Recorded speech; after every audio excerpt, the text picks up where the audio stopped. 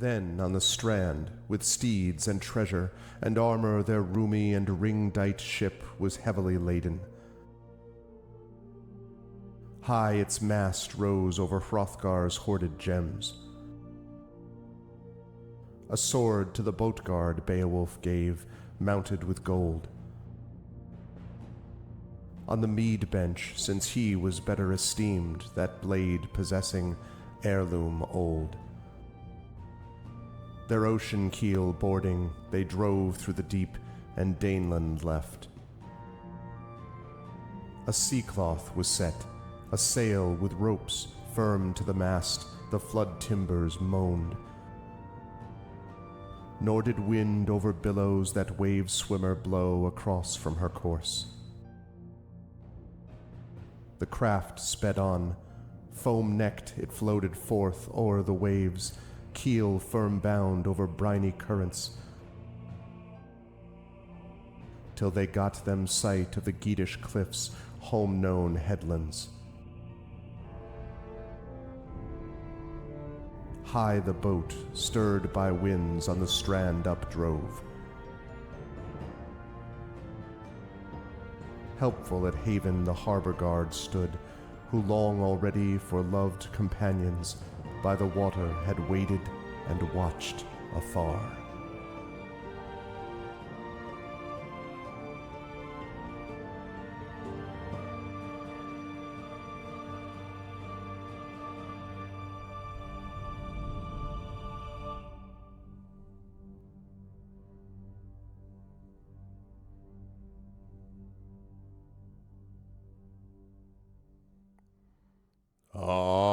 Dramatic low bass. What's going on, everybody?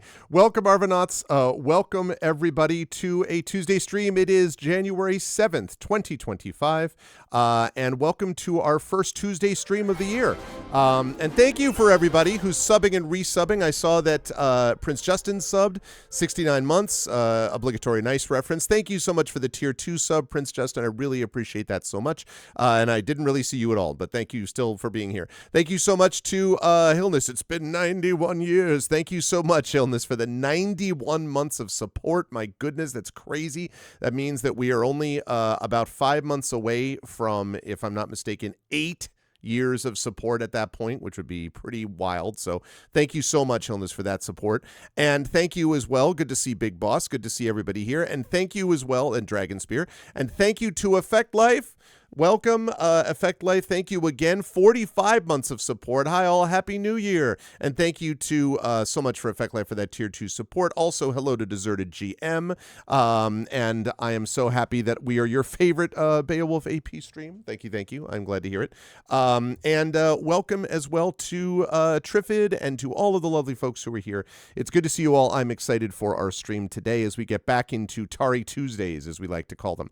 Before we go any further, a couple of quick reminders about ways to support the channel. If you haven't done so already, please follow the channel. Please check out our YouTube. There's a ton to choose from. Well, that's right. Out of the thousands of options of Beowulf APs that you have, I'm glad that you've chosen this one. We know you have a choice of APs, and we're glad that you've chosen to fly with us, Beowulf Airlines. But please follow the channel. Check out our YouTube with !ArvTube if you're watching me over on YouTube right now. Thank you. I do want to encourage everyone again, please, to subscribe to us over on the YouTube channel, because we are at a new record list of subscribers. Every new subscriber over there, we hit a new record, so please do join us over there. Would love to get to 1,100 subscribers. We're only about 14 or 15 away from that number, so please do sub to us there. It is free for you to do that, but it really does help us out on our algorithm and so forth.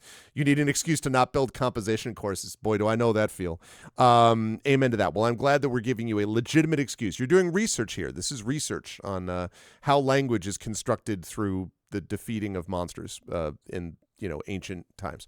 So anyway, so yes, thank you for following us over on YouTube. Discord, !ArvCord. You can hang out with the Arvanauts in between streams. I'm so happy that our new bot is notifying people on Discord when we go live, so you can follow the Arv Live channel, and you will never miss a stream when either I go live or when Shadowed Mage running the community D&D stream goes live. So it should be that part of it. Definitely check that out. Discord, hang out there. Twitter is !ArvTweets. Blue Sky, @_ArvSky. I'm encouraging everybody to go to Blue Sky because Twitter, I'm going to be not on for that much longer, but I do need to get my follower numbers up a little more in Blue Sky. We're already up to just about 700, but really want to get that number up higher, and then I'm going to leave Twitter behind basically forever, but for multiple reasons. But one of them is I really just would rather have one social network to have to deal with besides Twitch, not two. But in the meantime, I am on both of them. So !Arv Tweets and !Arv Sky. Website, arvineleron.com for all of that. Also TikTok, !Arv Talk. And I do have an announcement about this, which is that I have brought on board a social media manager. The social media manager is going to be handling things for my channel, for the Gen GM's channel that I do with Zach Clay, our DM and GM tip show, and for By the Dice Roll, which is my actual play group that streams at the moment over on GOG.com. This person is going to be handling our Twitter/Blue Sky feeds, is going to be doing some responses to YouTube videos and stuff like that. So you should hopefully see some more social media presence. I do have somewhat of a presence already, but this is something where it's going to be more steady, more regular, more reaching out to people because I don't have the time, and this is going to be really helpful to have that. So you should expect to see more, including hopefully over on TikTok as well. So short videos coming out, long videos coming out, a lot more in the new year. So we're excited about that. So be on the lookout for that. !Arv Talk for TikTok. Again, website arvineleron.com. Financially, !Arv Shop is the merchandise area. We have got stuff for Infinity and Beyond. We have got stuff for Adventures of Middle-earth and Middle-earth Middle-earth role-playing that we've got here as well, with like Shire Adventures. And there will be more stuff coming soon with other things, including things relating to Expedition for the Mysterious Peaks. Will I be doing TikTok dances? Unlikely, Deserted, unlikely. But one lives in hope, right? And I should mention as well that I forgot now what I was going to say because I was thinking about TikTok dances. I mentioned the website. I mentioned, arvineleron.com. So Hearthglow is entering its final stages. I'm going to be doing a long recording this Friday, another long recording in February, and then we will have our finale in March. So we will have more of that stuff going up soon. Triffid, of course, the incredible audio editor, is going to be doing work on that show. So that is going to be getting to her over the weekend, and then she will be putting stuff out. So there'll be more audio, smaller shows that'll be happening soon. Very excited about Hearthglow. And we have also got, of course, I mentioned Gen GM, so you can follow that as well. So !Arv Shop. The other thing I was going to say is I've just gotten updated information about the Expedition from the Mysterious Peaks campaign. The adventure has unfolded in front of us. I am very excited about what's going to happen next with all this new material coming from Alligator Alley, so you will definitely want to check that out. Coming up this Saturday is when you'll see the next session of Expedition for the Mysterious Peaks as they wrap up Chapter 4, Shadows and Twilight, and move to Chapter 5, which I will announce the title of when we get to that Saturday, so that'll be awesome. On the subscription front, don't forget to support the Patreon, !Arvtreon, trying to get that into triple digits. Cool stuff for you and for the channel, and subscribe to the channel, and you'll get those custom sub badges and emotes to use here, there, and everywhere across Twitch, like all of you who were kind enough to subscribe today, so please do that. !Arv Shop, !Arvtreon, and subbing to the channel. On the publishing front, !Icarus, that's my graphic novel from Athos Arts. Library is my Tales and Tomes, The Forbidden Library. That's my 5e adventure and sourcebook from Alligator Alley Entertainment. And Greyshade, which is my Greyshade IP, Greyshade, Renegade, Heretic, which are available right now. So is the audiobook of Greyshade from our very own Trent Sparks. You can find those there too. And you can also check out you can pre-order the tabletop role-playing game of Greyshade. I'm super excited about this. Speaking of Alligator Alley, the Rising Tides, Brandon O'Brien is in the final, basically a home stretch of that. The last stuff is going to be going off to the folks at Alligator Alley in the next week to 10 days at most. Actually, week, I should say, in the next week. And then that's going to be fully in edits, which is great because it looks like that means we are on track for a summer release for Greyshade, the tabletop role-playing game, which is going to be amazing. We will not want to miss that. So definitely pre-order that now because, as Prince Justin always says, pre-orders are love, pre-orders are life. You should do those now. And finally, as always, exclamation point BLM, Black Lives Matter, important to affirm and assert the significance and importance of Black lives. Exclamation point Help Now, the World Health Organization page on suicide prevention. Important to reach out to others when you need help and reach out to others when they need help as well. And exclamation point Ukraine, UKRAINE, to help the people of Ukraine as they fight back against an illegal and illegitimate war with bravery and courage. And send the message we will do so for others in that situation in the future. One quick note on scheduling.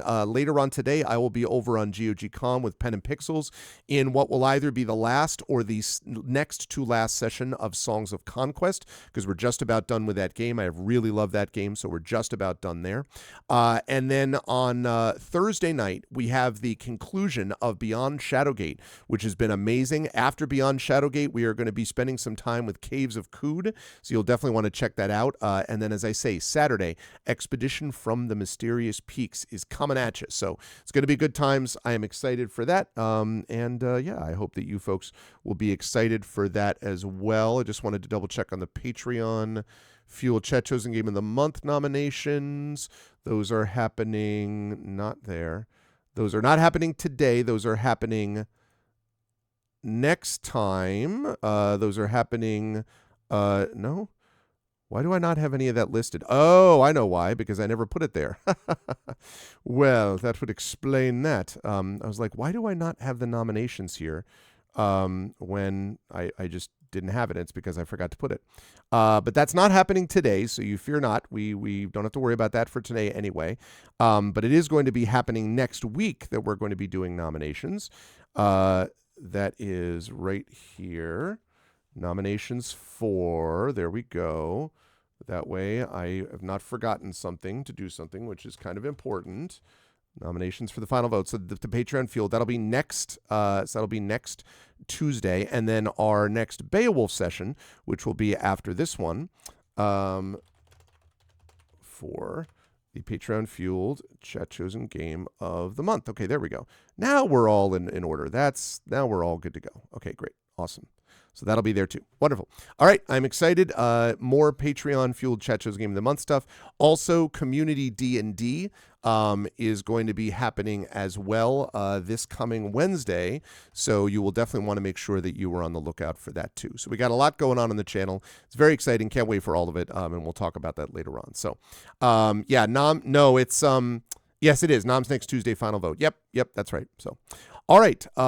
With that said, I am going to, there we go. I'm going to unmute myself so Tari knows we're ready to go, and then I'm going to unmute her. And last but certainly not least, I'm going to head over to reveal that TariToons is here, and I have accidentally placed her too far to the left of the screen. That is definitely not what you want. Merry Christmas. Thank you, Dragon Spear. Merry Christmas. Several weeks afterwards, but it's never too late to wish someone a happy Merry Christmas. Okay, now I've got Tari centered. So there we go. It is Tari ready to go with Beowulf. Hello, Tari. Hello. Good to see you. Happy New Year. How's everything in your neck of the woods? In the wonderful country that doesn't have to deal ever with humidity or anything like that, known as the Netherlands. Moist. Yes, moist. It's a moist place. How is everything with you, and who are you playing today? I'm doing good. I'm sorry for past month. I still have a little bit of a cough, but I was pretty sick last month. In hindsight, it actually was probably Corona. But what do? Yeah, what are you gonna do? Yeah. So it was just really, really, really bad cold. Just kept wandering around, first my ear, then my throat, then my head, then what's it called? I don't know what other body part it affected next. I don't know. In the chest. Yeah, it infected my chest, whatever. Your lungs, whatever. Yeah, my lungs. Not a good time. Yeah.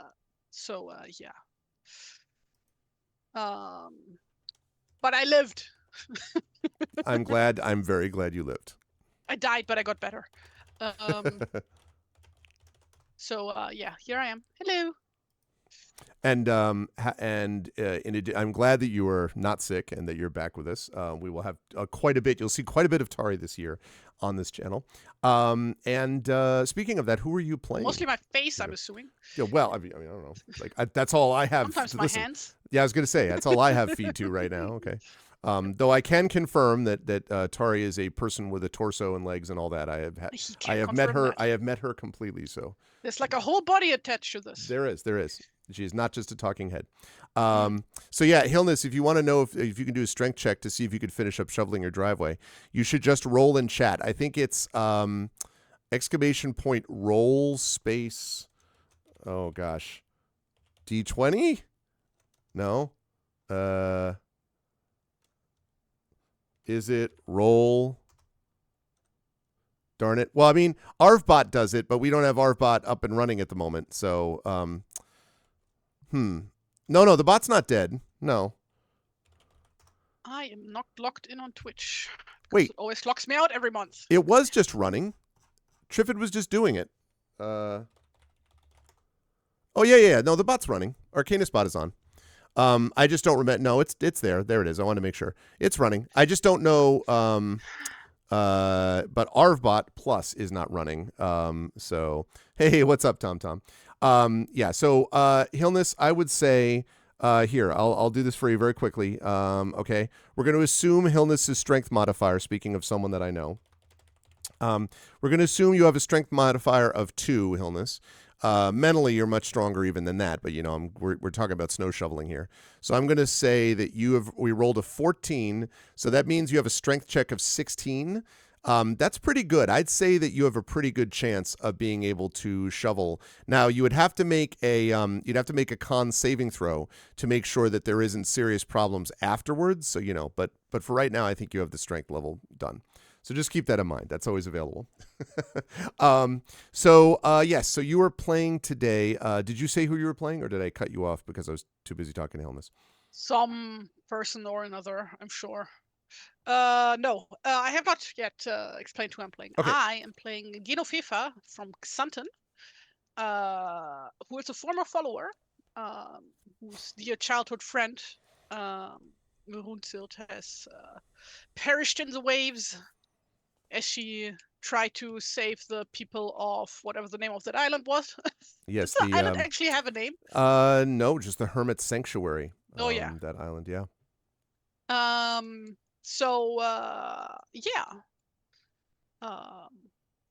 Trying to find her footing. I have some very big shoes to fill, both metaphorically and literally. Yes.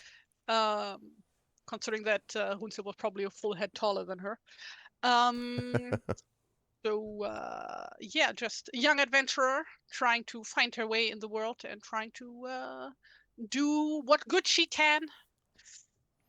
Yes. Currently trying to save a whole ass town from a murderous overlord, but that's right. Undead and stuff.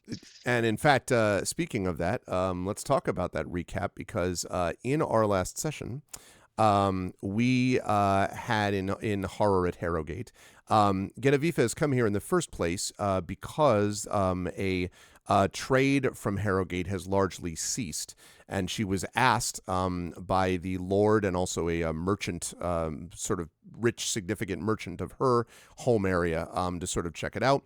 Also because a ship had come back from Herrogate, largely destroyed, with people, couple of survivors basically talking about the restless dead and about all these other terrible things. And so Genevieve, as a hero, because that's what she does now, went off with her followers to find out the truth.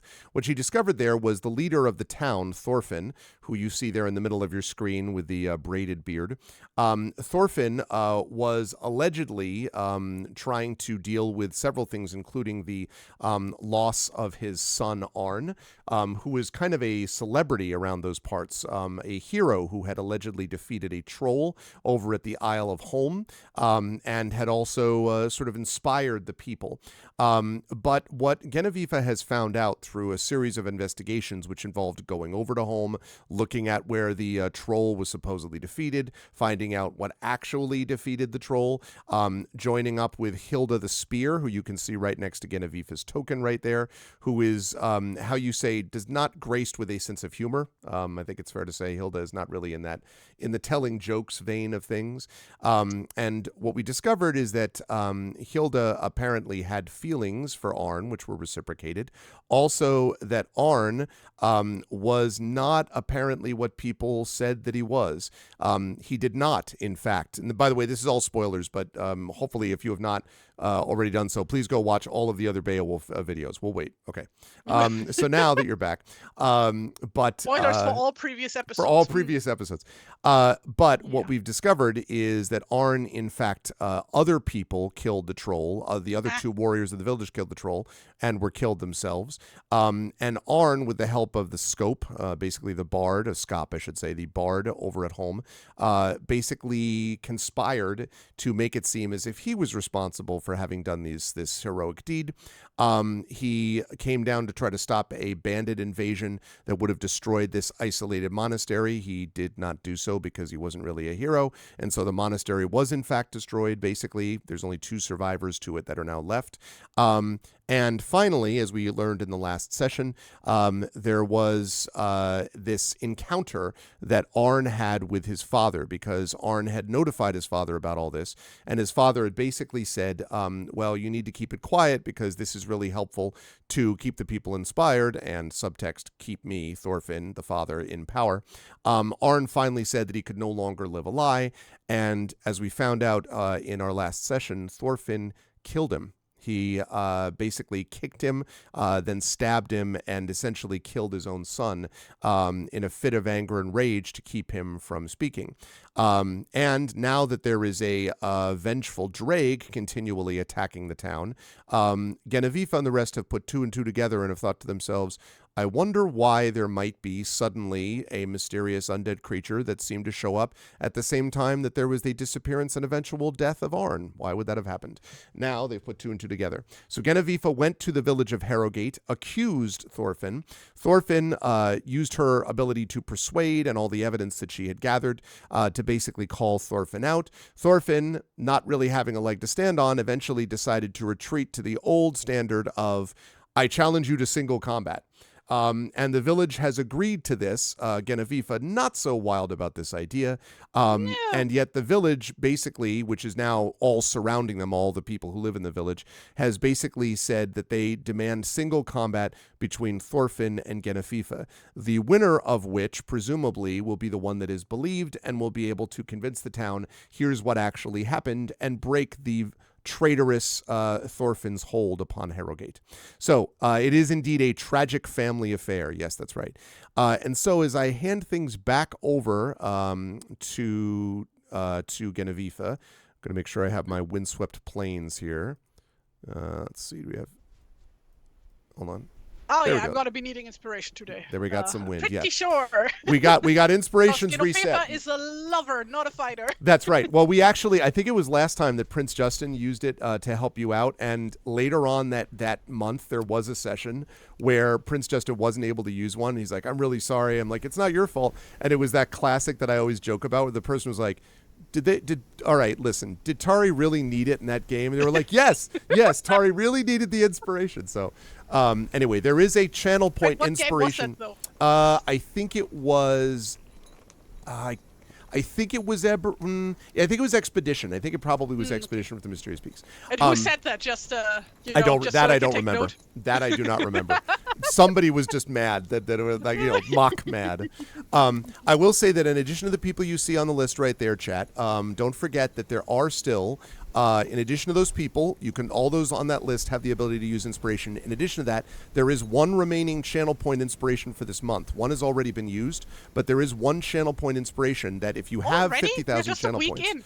I know. Well, because it happened during Eberron. Oh, did they really need that inspiration? Exactly. This is the war that I'm here for between my players. Anyway, among my players. But so if someone wants, they can do that. And don't forget, you can always sub at tier 2 or support the Patreon at the $10 level, and you will get an inspiration if you don't already have one to use to help TariToons. But there we go. Yeah, exactly. You only have 793,000 channel points. This is what I'm saying, Dragon. You should be able to do it. But one of them has already been used, but we do have a second one that's available if you have the channel points for it. So I'm going to hand things back over to Genevieve. So the village, as we've talked about, is standing around you. Thorfinn has challenged you to single combat. So the question, I guess, Genevieve, is you've tried to convince them sort of out of it, and it's basically you get the sense that that's not going to fly. The people, as I mentioned last time, you did a great job in getting the village to trust the word of a stranger over their leader of many years, So you've done a good job to get them to say, like, sounds good, like, we'll, even Steven, like, even combat, but you're not going to get them, it doesn't seem like, to believe you so much that they'll just tell Thorfinn to go stuff it. And so Thorfinn, in case you're curious, he has a long sword. That Tari he is using. isn't Hilnis. Fefa is, okay? Oh, sorry. Let's well, be clear here. I'm just giving you the. Don't choose the messenger. yeah, exactly. Yeah, Tari's not the outside agitator. No. It was Genevieve. I would never agitate anything. Certainly not. Genevieve would not. Now, the other thing is that there's also, and I have to look up what this is. There is a long seax, which I think long seax. A lang seax. We did decide last time that probably the best way to pronounce it in modern English would be sax, like a saxophone. Sax, okay, it's long sax. A Saxony, which is like the same family, name family, word family, whatever. Yes. So, if he has a long sex drawn, he can also... Long saxophone. Okay, so basically what this looks like to me is it almost looks vaguely like a, not the katana. What's the shorter version of the, samurai weapons? There's a katana and there's a... Itachi? Is that it? It's like this... Well, that's one form. Shorter, like straight... Kodachi, Itachi... yeah. I'm like digging out my old Kenshin nerderisms here. Is it a ninjato, Tom? It might be. Ninjato? That's like specifically a straight sword, I think. Yes, that's what it is. Thank you. Okay. Yes, it looks a little bit like a ninjato. Yes. And also, hi, imaginary exponent. Yeah, exactly, Trivet.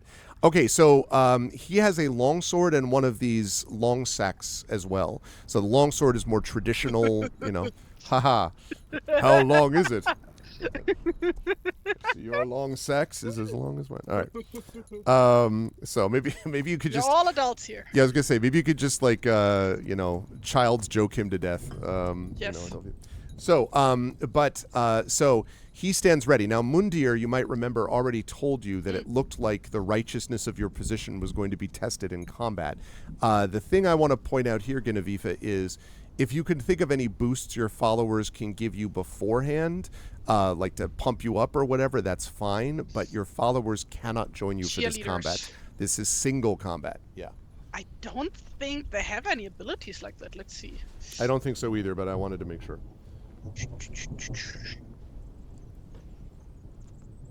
Long sex. Yeah. What do Ravenmind and Seer do again? Let me check that out. Seer, I think, is which one's that from? Is that from Igmod. It's from Ingbot, yeah. I should have realized. Let's see. The Seer. let me see her. Let me see her. Like kind of her thing that she is a seer, a wise woman. I see her. I see what she did there. Her. Okay. Yes. Okay. So you can activate the follower, and then spend that follower to substitute that roll for any D20 roll made by the player. Okay, I'll come back to that. I think there is a way that we can handle that. So that's took up one. my own abilities again too, maybe. And then Ravenmind advantage. Right? That's right. Advantage on intelligence checks and saving throws. Yeah, that's not... I mean, I suppose it's possible that he may attack you by like, all right, quick, solve this Wordle, but I don't think so. I think more likely it's going to be more physical in nature. But that Seer is a good possibility. So I'll tell you, Genevieve, in a minute about how we'll use that. If you want to spend And let me pull up the follower list here.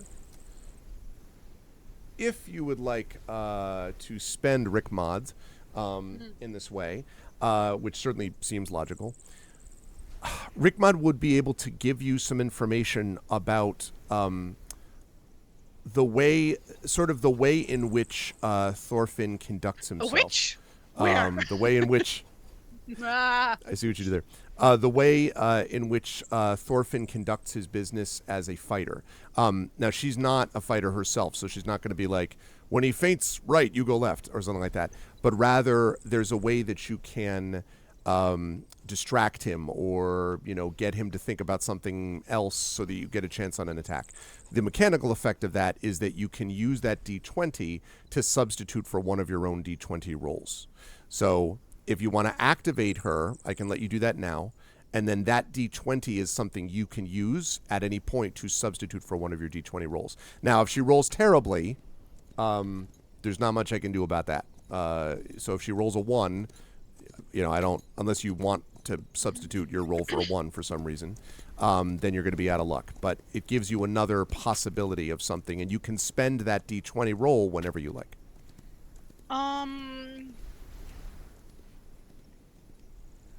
Yeah, I probably do want to do that. Basically, I just get an inspiration, right? For her, no, I wouldn't say that. Well, I guess, but it's not literally. I guess, but in a way, it gives you more information, right? Because you already know what the role is going in, and you just automatically get to use it whenever you want. That one, is one time, so it's more information. Well, I guess that I'll do that once, the combat proper starts. Okay. Just looking through my. Oh wow, Triffid. Yeah. Triffid suggests you start singing the dead son's favorite song or something. Wow. Ah, yes. Anyway, here's Wonderwall. And I die. Look, that guy deserved to die if that was his favorite song. No, I'm just kidding. Beowulf doesn't have any special rules when it comes to shield breaking or anything, right? They can, although normally it has to be something that your character, I don't think, would possess that. So it's a special feat that the character might have that would less. allow them to shield break or hit somebody's shield away or something, right? That is correct. Because that sounds like a thing that should be in a game like this, just saying, even though it's not in standard D&D. Well, for example, a bench breaker who's really good at wrestling could push and move and break things. So yeah, it's a classic trope in these stories like this, right? Where it's and his shield broke. His shield was broken. So yes. he did something else now. Yes, that's right.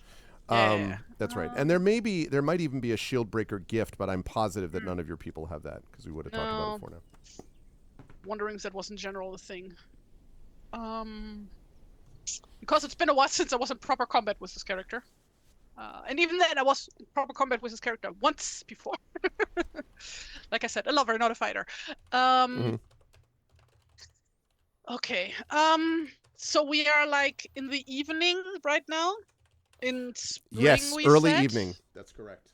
Is the sun set yet? Yes. Yes. The sun has set. And I did not give all the pieces to the smith yet to make the weapon that we could use to beat the Revenant, right? That is true. In fact, you might remember that the bard, or the bard, not the bard, the smith, who I think his name is, was it Bo, I believe? Yes, Bo the blacksmith. That Bo is working on it, but wouldn't be able to make it until, a few hours from now. Can only work so fast. Okay. So. Rigmod isn't here yet, is she? Oh, because that's true. When we Rigmod's still here, hobbling along. That's right. Yeah, because we left, I think, Guy and Rigmod we left behind. Because you needed to get here in time, yeah. Or did we leave even Galib and Rigmod to catch up with us? I think it was Guy, I think it was Guy. I think you had both of them going along. That's right. So Rigmod can't give me any advice right now. Yeah, it's true. In that case, since the sun is already set, I assume like this place is too small to have like a proper like plaza or anything, right? You're as close to what Yeah, counts for that in just this a village bit square. of an opening in front of the Right. biggest house, Right. probably. Yeah. Right. Yeah. So Genovefa takes a deep breath and is like, right, okay, duel. And she waves Ibn Mundir over. Okay. To hand him the X shard that had like all the stuff written on it, right? That like this, which I have just put up on Twitch. Yes, indeed. And would tell him to go bring that to Bo and then hurry back. Okay. And she would also like hand her like bag and everything to I guess Ibn Ghalib. Okay. And just, basically get like battle ready, take her cloak off and all that jazz, And get her shield on, put her helmet right, stuff like that.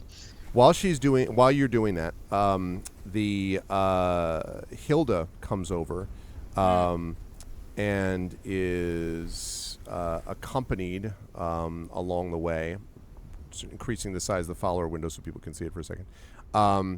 But is also accompanied by Ghalib. And Ghalib says, as they get over there, Hilda has been saying, and I agree, that this does not need to be your fight. We both know that combat is not your specialty. And these people, you've done a great deal for them already. You should not need to fight to prove the righteousness of your position. And Mundir, of course, it was Mundir who had said this, but not Ghalib, who had just been sort of like watching silently.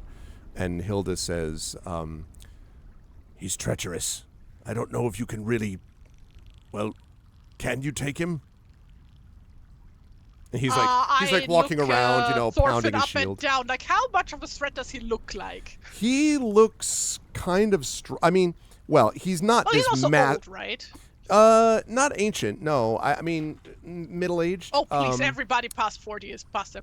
That's true in this world. I mean, that's true actually. Yeah, that's true. No, that was a stupid joke. No, I blew past the joke, and it's just like, no. What do you mean? That never happens anyway. So yes, I mean, he does not look like this massive. He's not a brute of a man where you're like, oh my god.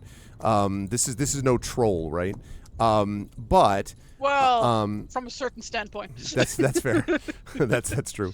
But at least not a physical troll. But having said that, he does look, as he sort of like pulls out his sword and he kind of pounds the shield. It occurs to you that he probably at some point became elevated to this position partly based on the fact that he knew how to fight.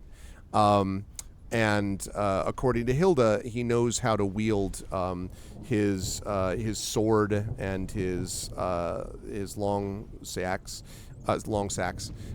except that he's not invulnerable. She does tell you though that he's a coward. If you can get to him, injure him enough, he'll give up. He's not going to fight to the death. Not that one. As much as I would love to let you take up the spear here, Hilda, I'm not sure that would like help our overall position right now.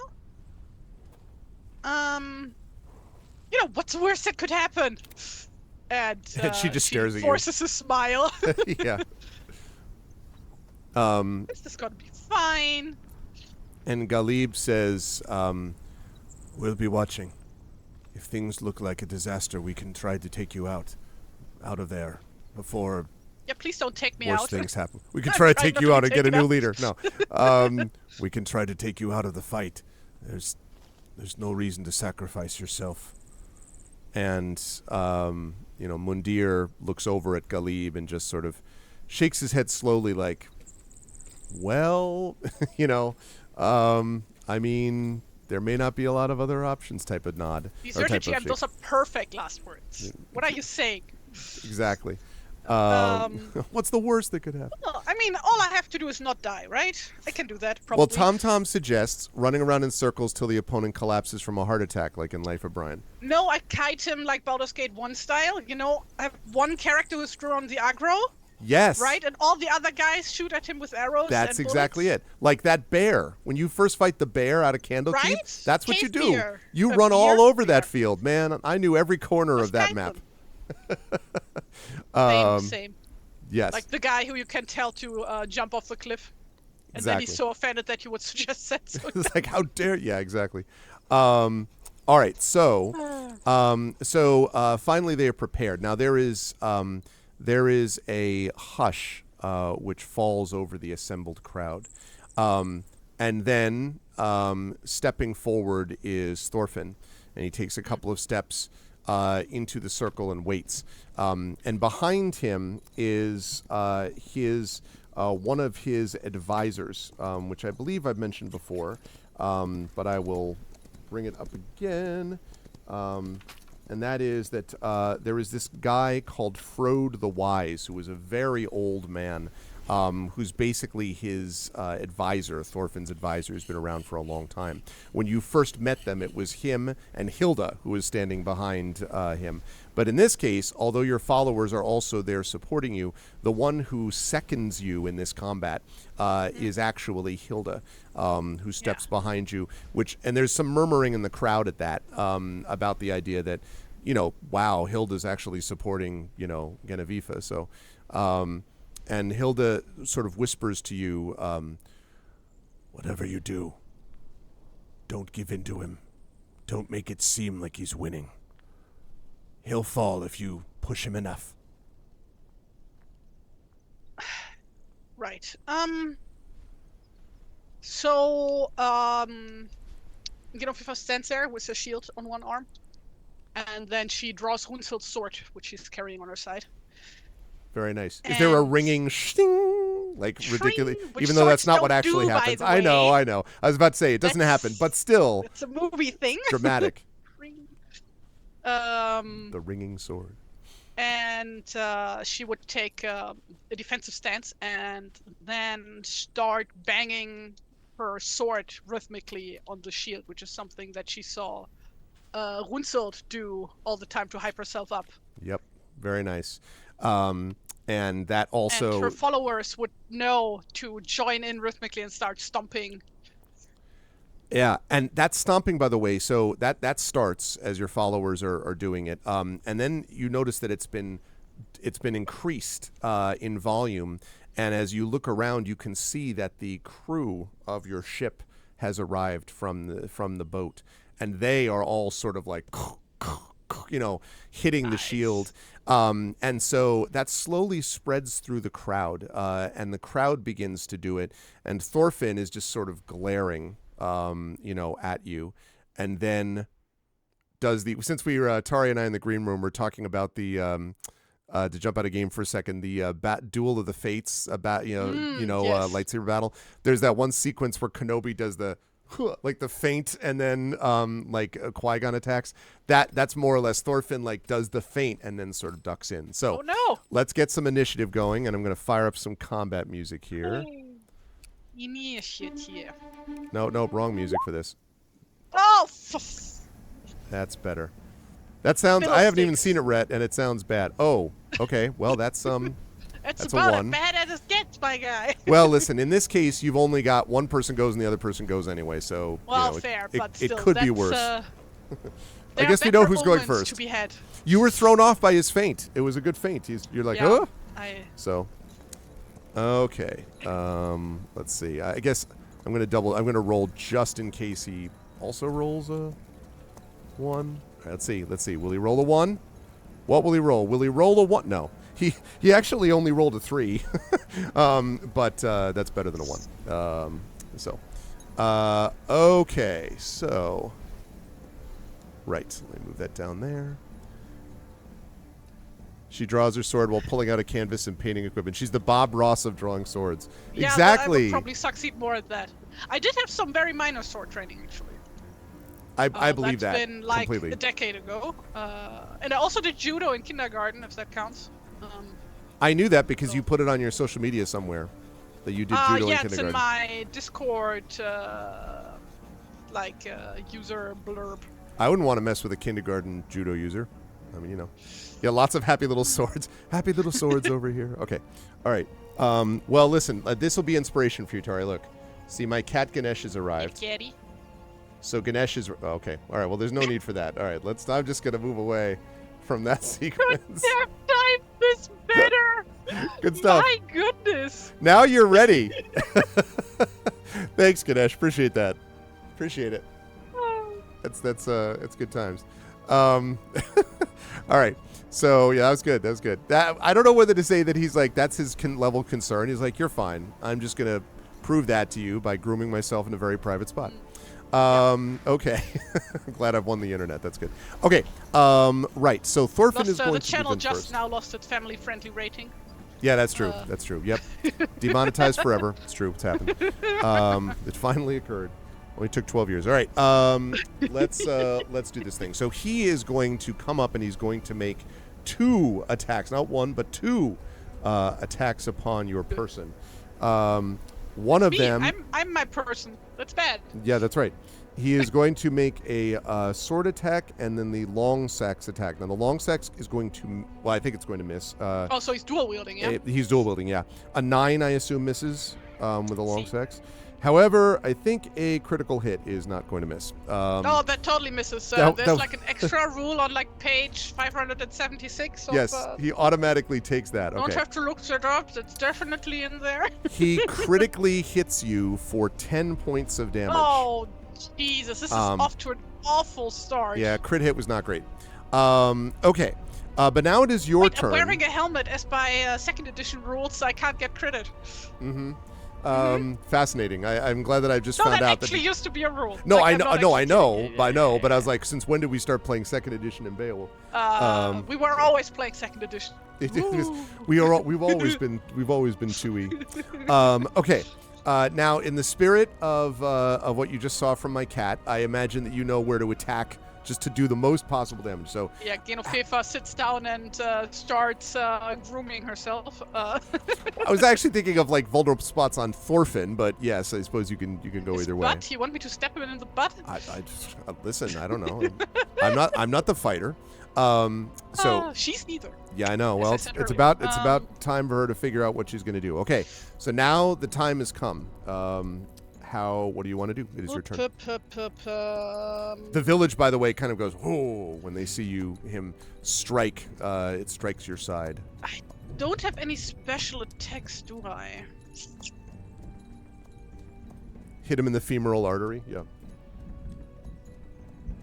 Ooh, I can. And don't forget, you can activate. Oh no, you can't because she's not there. Never mind. No, but you I can cannot. activate something you else. cannot activate Rickmon. But I don't know how often I can use. What's that? Mighty Metal. Also, when you reach 2nd level, you can spend a bonus action inspiration and 1 or more hit die to grant yourself temporary hit points. You receive hit points equal to your level in this class plus the total rolled on the hit dice. You do not add your constitution modifier. Seems like a good time to use that. Okay, so I spend a bonus action and an inspiration, correct? And a hit die. That is correct. A bonus action, inspiration, and 1 or more hit dice. Now, actually, you don't have an inspiration. Well, okay, so let's talk this through. But I could get one. Right. I was just going to say, you could get that, but you may. I don't know if you want to get it and save it for the combat, or chat if you just need to be ready to be throwing a bunch of inspirations again, Avifa. That is possible that we're going to need more than one. So, yes, you can. You would need to get inspiration. One more. That doesn't apply right now because I have a shield. But, yeah, I guess should, save that maybe for later. Oh, God. I don't remember. Do I also have 2 attacks or just 1? I think you have just 1, unless I'm... I just have 1 at level 2, huh? Yeah, I think so. Oh, so this guy is also higher level than me. Great. Yep. Awesome. But remember, Fantastic. apparently, if Hilda's right, you don't need to kill him all the way. You just need to hurt him badly. Before he hurts me too bad. That's it. Right. Okay. Yeah. I just try and hit him. Okay. Are you With okay? me sword. All right, with your sword. Well, the 3 is Does not hit. is not going to hit. I'm afraid. Yes, that just bounces off his shield like thunk. Yeah. Well, fortunately that attack went in. The 2 would not have helped any better, Triffid. So in that case, it would not have worked. But that inspiration may be needed coming up soon. So we'll see. All right. He comes in here. But maybe you got a little overconfident here because we're talking a 10 and a 10, and I don't think either one of those is going to hit, is it? Nope. All right. So straight off the shield. You still have a shot. Okay, so Triffid, now you have an inspiration. Now, before you attack again, Genevieve, do you wish to call for this inspiration from Yeah. people? Block skip. All right, it sounds like Triffid has given an inspiration. She has inspired Tari using up the last of the channel put inspirations for the month. Thank you. All right, so now make it a good one. Yeah, Thank I'm you, using Triffid. that inspiration and hit real hard. You're going to hit real Today powerful. is a good day to do what has to be done by me and defeat the enemies. Exactly. Defeat them, not defeat them. Oh, Hey! All right, yes. We'll absolutely hit. Fantastic. That's a 6 slashing. 6, very nice. Okay. He staggers back and a roar goes up from your crew and your followers. And he looks a little surprised, actually. Like, after the first set of attacks, he didn't expect that was going to happen. So he kind of like, but he, his eyes narrow and he's just like, and he comes in again to attempt to attack you. Let's see. Wait, I'm confused. Mm-hmm. Yes. Do you have some other thing that I didn't know? Like melee attack rolls go off strength, right? Yes. Am I? Your bow attack, right, but the melee attack would, yes, and that's what you're using. I know she's more a bow person, but... Just like... Was this calculated right? Well, what's your strength bonus? I have -1 on strength. Sorry. Well, but you have your proficiency, though, which would be 2, so that would lead it to 1. But it says 20 plus -1? Plus 2? That's right, yeah, d20 plus 1. That's what I see here is 1, so it looks like you rolled... So it is calculating. Okay. Yeah, I'm hovering over it. It's 20 minus 1 plus 2 is proficiency. Yeah, exactly. That's right. Okay. 15 minus 1 plus 2 equals 16, or in this case, you got advantage. So yeah, you're all good. Okay, good. All right, now the first of his attacks is an 8, and that's also going to miss. But his second one is a 21, not natural crit. So that unfortunately is going to hit. Much sickled. That hits. Yeah. Okay. How much? That is going to do, just a glancing blow. Only 3 points of damage that time. Okay. Now, just but a flesh wound. Don't forget about the inspiration if you want to try to do that whole mighty metal thing, but also maybe you just want to keep hitting this guy a lot. I just used mine. Okay. Right, I know. I'm saying, like, as you go forward, think about that. Yeah, I'm keeping that in mind. Okay. But part of me is hopeful that he can't hit me for, like, 12 hit points in one go. Yeah, probably not likely. Well, you know one bit of that, right? He crit you the first time and he did 10 points, right? So that gives you a sense of what we're dealing with. So, all right, it is your turn, though. A glancing blow. Can I even do anything with my bonus action? You circle each other warily. I don't have any abilities for that, do I? I don't think. Okay. Right, another attack. Does a 15 hit? 15 will hit. Oh, fuck yeah. Fudge, yeah. Also just 3. Okay. How hurt does he look? He's starting to look, I mean, he doesn't look like close to death or anything, but he's starting to look very nervous. Okay, So. I I want to try and intimidate him, if I may. I assume I need an action for that action. That is right? correct. So you would need to use up, so keep that in mind. I'll let you do it. Since you're standing in one place, basically, you're not moving around, I will let you try and intimidate in this case. Also, the circumstances. You're surrounded by a village and a bunch of people screaming their heads off. It seems reasonable to intimidate, especially what you heard from Hilda.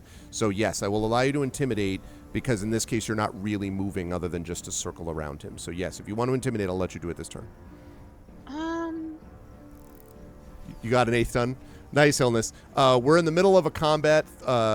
Genevieve got hit for a lot, then hit him a couple times, but got hit again by a glancing blow. Very close fight, I'd say. No, you know what? I'm saving that for next round. I have a better idea. Okay. So my turn is over. All right, sounds good. So he is going to try to do his attacks again. He is not rolling well. 9 and 6. So far so good. All right. So you have here's your opening if you want to take it there, Genevieve. Okay. So I would like to ask for another inspiration, if you'll have me, to get HP back. Will anyone give Genevieve the inspiration needed to gain hit points back? Triffid has used her well, technically channel I gain point. Or temporary, temporary hit points. Not yeah, get but hit points still. back. I like that. That's even useful. more like, on adrenaline. Like those expire when used up or at a long rest, right? Or do they expire at a short rest? I would need to double check that again on Mighty Metal. I don't know. Thanks, Thank you. Oh, well, okay. So Hilness, I'll allow. This is what I'm going to do. Hilness is inspiring Genevieve, so I'll allow that inspiration to be used because you said you wanted to use it on Mighty Metal. Prince Justin, you can use that inspiration for combat because you're using Hilnesses immediately, right? Yes. Okay, so that's fine. But I'm not attacking this round. I'm doing something else. That's fine. Either way, you have an inspiration in the bank. Thank you, Prince Justin. Thank you, Hilness, both. Okay, she's going to use Hilnesses first. You got to roll that hit die to see how many hit points you get temporary. Right. So I'm just imagining this. That Fearfar has a look around at all the faces around her, who are all like, out for blood. That's right. Some calling for Thorfinn, some calling for you. And as she meets everybody's gaze, she straightens her back, stands back up, and just spits out some blood from when she was hit earlier. Okay. Which is when she gets her hit points back. So 1 hit die. Temporary hit points are just blood leaving the body. That's our new... Wait, do I roll for the hit die? What did it say? Oh, it said you're going to roll, so you're equal to your level in this class, so you're level 2, plus the total reached on the hit dice. So your hit dice probably, you need to look at it. It's either 1d8 or 1d10. Oh, d4, is it? No, it's more than that. No, your hit dice are not 4. What's the die that you roll for your hit points? Why does it say d4? It shouldn't be. I'm pretty sure that. Well, it does say though. So. Where does it say that? On my character sheet. It says D4. It says D4, but that can't be right. No. I don't have the. I don't believe that's right. I'm going to look it up. Book right now at hand. Because a hit die is based on the hit point total that you use. Let's see. Well, I have 2 hit die, but it's a D4, 2d4. That's what it says right now. But. No, that's wrong. And her subclass is former follower. 1d8. Your hit die is 1d8, not 1d4. Why does it say 1d4? No idea. I don't know. Maybe I misclicked at some point. That could be. Yeah, definitely 1d8. Plus 2. So you roll just a 1d8 and then plus 2. Yep. Whoa! Let's go! 12! Let's fucking go. Nice. Oh, no, 10. Automatically does plus 2 because that's right. My con modifier also happens to be plus 2, so it just evens stuff. That's good though. You spit out blood and just like, all right. Like, stands up straight. Yep. And that was my bonus action, right? So. That's correct. I think that's what that is. Yes. First of all, I'm back at 20. Oh no, wait. I have plus 10 temporary. That's right. So you have 12 out of 25 normal and 10 temp, and now you have an inspiration remaining from Prince Justin, just so you know. Correct. Okay. Thanks, Illness. I'm just gonna mark that down for now. So now I'm gonna use my action. Okay. To intimidate him. And what I do is basically use this display of her just standing back up straight after looking around and spitting out that blood, and then she goes, I can just let you live, right? I thought you were going to say, I can do this all day. America. And then you got a shield, it all fits. Okay. So it might have been 1d4. We shot him in the leg. His shield is the size of a dinner plate. Exactly. Okay. So, all right. So you say, I could just let you live. Do you? Okay. How do you move when you do this? I know you just stand up. Do you stand up and stare at him? Do you Yes. Like toss your basically, shield to the ground? Like, what's the dramatic, I know the spitting blood, that was good, but beyond that. yeah, no, basically she just changes her entire posture, which like I like to imagine like gives her like this whole different way of expressing it, because she is like such a demure person. Usually it's like basically she has like this whole different vibe to her right now. Basically she's channeling her inner I was Wunse. going to ask about that. Okay. Yeah. I will have you make a persuasion check. Intimidate, rather. Sorry. Intimidate Yes. check, which is charisma based.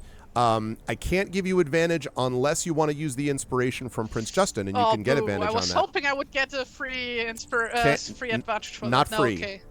But. Yeah, I'll take the inspiration. Okay. So Prince Justin has inspired you. You have it. Dominant posture, and you have hurt him, which is why I'm allowing this intimidate check. So let's see what happens. Go ahead and intimidate. Let's see what he does. Intimidation. Oh god. That's a 10. Well, it's an opposed roll. Let's see what he gets. I roll the d20, and I get. Sorry. He steps back and he says, "I'd be more worried about your life if I were you." And well, your head it is then, and then she like goes back into like a attacking position, like shield up, sword high. Okay. I'll tell you what. Every time he hit you once badly, and the other times he's hit you, the one other time he hit you was glancing blow. Me. Other than that, he just rolled 2 12s.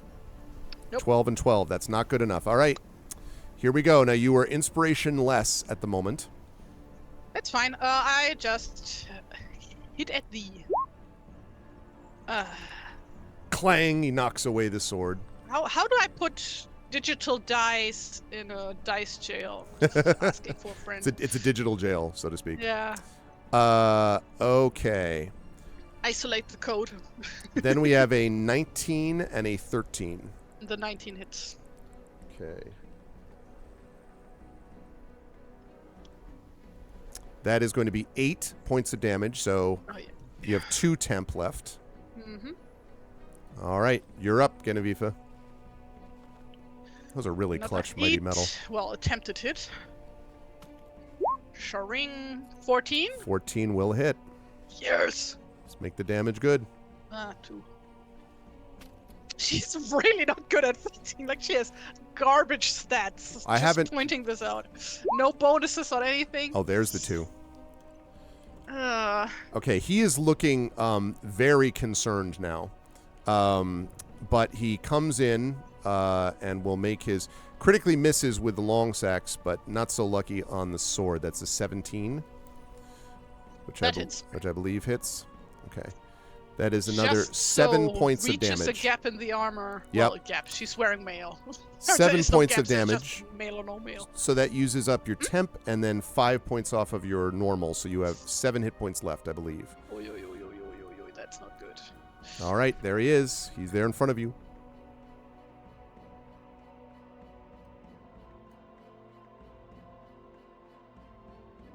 I could go down this round. You could. Are you going to I call can't for... ask for a fucking fourth inspiration. Your other players will kill me. Well, should I die or should my character this die? is what I'm saying. saying. My character. Listen. The other, chat knows that if need be, they may just have to, encourage other people to subscribe or get high things so they can get their own inspiration. How long has this fight been going? In real time, a couple of minutes, maybe a minute, minute and a half. Well, I mean, there was a lot of circling and shit. Just right, that's why I'm assuming longer than the normal combat, but you figure 6-second rounds, right? So normally this would have been less than 30 seconds because of all the circling. More than that. You hoping for Rickmod to show up? Throwing something is an action, right? Not a bonus action. Depends on what you're doing with it, but usually, yeah. I want to throw my shield at him, but that would be an action, right? Yes, because that would effectively be an attack. What if I do it not to give him damage? Well... But just to maybe give him...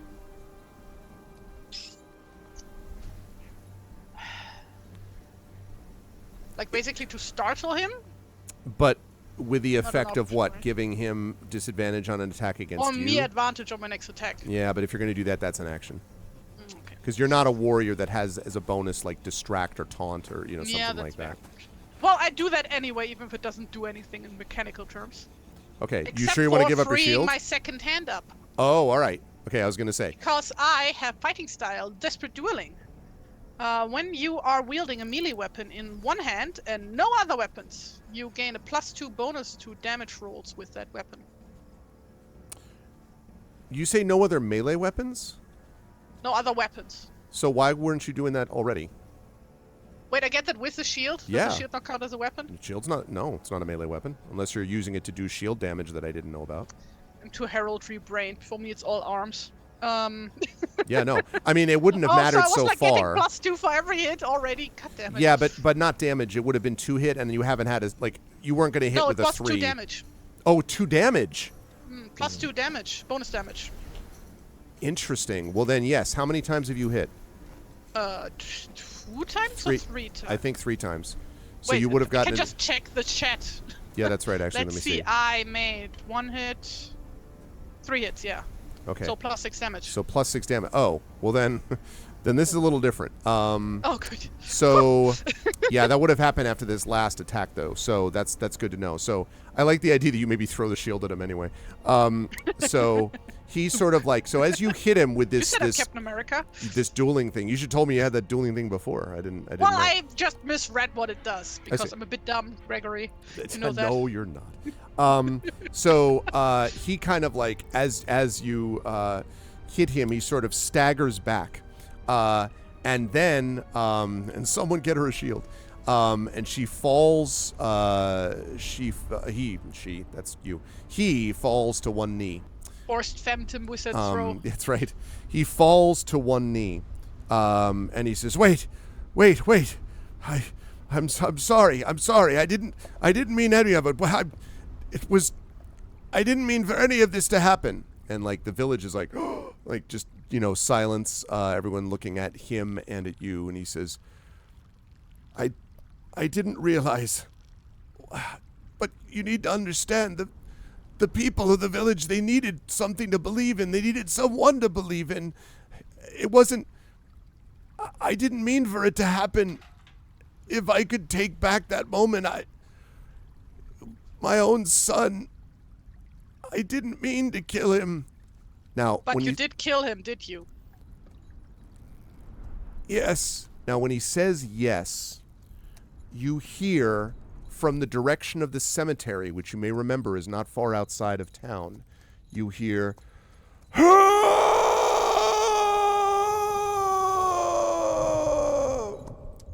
this horrifying, unearthly howl. And the villagers are all like, they're all like staring at each other, and there's like some people, there's a couple of shrieks, and Ibn Mundir comes to you quickly and says, "Well fought, but you heard that for yourself. Something is coming, Genevieve." The people, by the way, are very disturbed, but a lot of them also are spitting on Thorfinn, like as they pass him. And you brought this upon us! And you see several go over, demanding that he be banished. And then the cry echoes again, and they all run basically to the longhouse, and they sort of wave at you and your followers to come along to the longhouse. Fever, does like the swing with her sword to like get the blood off, and puts it back in the sheath, puts her shield on her back. Well, we'll decide with you what happens tomorrow, if you live the night. And then she waves over Ibn Galib and Hilda. He doesn't need his armor anymore, and like waves him to basically help her with getting his armor off. Okay. I'm assuming there's like a tree or a pole or a well or something here. Pole for structure. sure. Yes, yes. Pole. Okay, cool. Yeah, she would get out a rope and basically have the others help her with tying Thorfinn to the pole. And so Thorfinn is sort of like half defeated, half weeping for mercy as you timed the pole, and the people, meanwhile, that are watching from the longhouse with the door open, a couple of them are jeering at him, and one of them says, "You created this monster. You can suffer its wrath." That's right. Let the hero of Herrogate decide. A real hero this time, traitor. And they, again, a couple of them like try to do some long-range spitting from the door of the longhouse. So Thorfinn... People drink a lot, huh? Very hydrated here. Yeah, they are very much. Thorfinn is, continuing to sort of semi-beg you for mercy, although he's also looks very much like a beaten man. I offered to him that earlier. He declined. He kept going. He sealed his fucking fate. Fair enough. Yeah, and once we tied him down, like making double sure that the knots are tight and everything, that he can't get loose. Okay. She would like take a step back and like look at Hilda. Any last words for him? And Hilda sort of glares at him, and then she says, "You had a responsibility. You had a responsibility to protect your people. Instead, you killed the only thing that ever cared about you for real. Remember that. You don't deserve the death this thing's going to give you." And Thorfinn's just like, "Please, please, please." And Hilda sort of like growls and says, "Be easier if I just speared the bastard now." And kind of looks at you. Well, the main thing here that we are trying to do is get rid of the Revenant. And this might be one way to do it. So, if he's really here to have revenge on his father.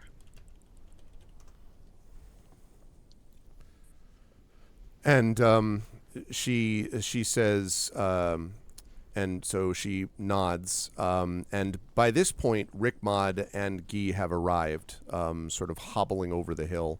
Well, Guy's not, Rickmod is. And when they approach, and Guy at one point sort of like looks and his eyes widen, and then Rickmod sort of shoos him along, and he sort of runs the rest of the way up to you and sort of looks up at Thorfinn kind of tied and dangling from the pole, and then looks at you and like in this kind of, what? Well, we didn't hoist him from the pole. He's just tied to it. He's on ground level. Right. He's just standing. And it sort of looks at you as if to be like, what is what, kind of looks... long story. We'll tell you inside, and that's probably when Rickmod and Guy would like notice all the blood and stuff. Mm-hmm. And that Genofefa looks very ready to take a nap. Mm-hmm. And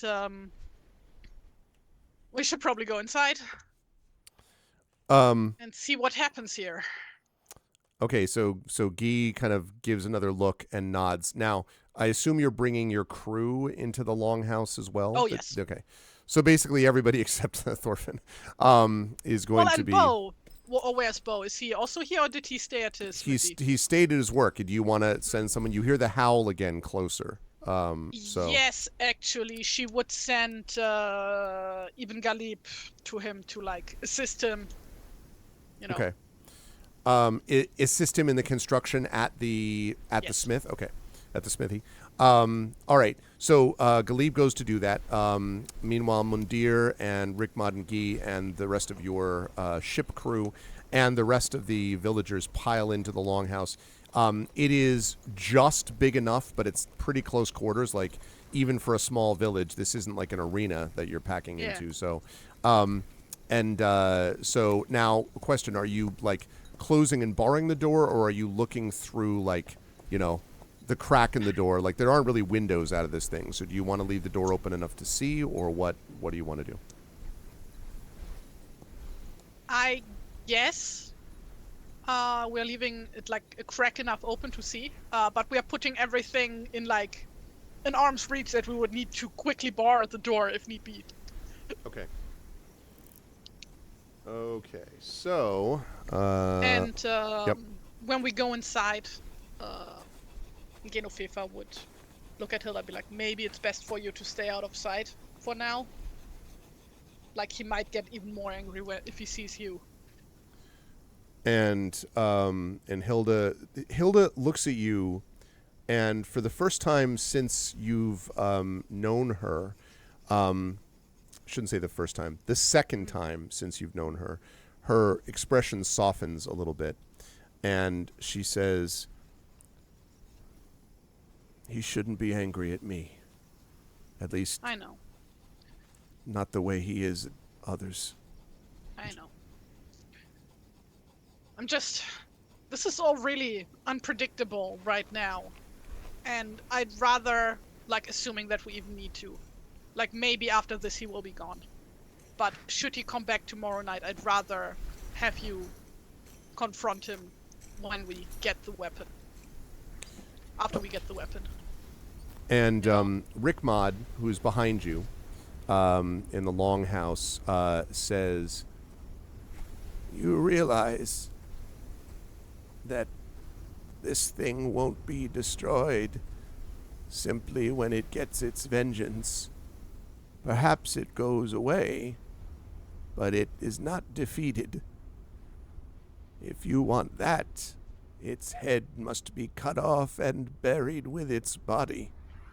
So the old tales say, but perhaps you'd prefer that it not be destroyed. There are some who still have affection for it."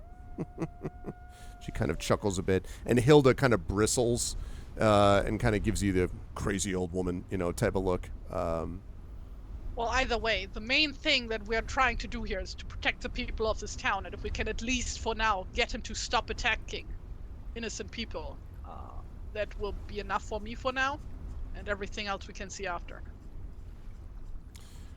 And so she, Hilda sort of quiets down, and Rickmod nods.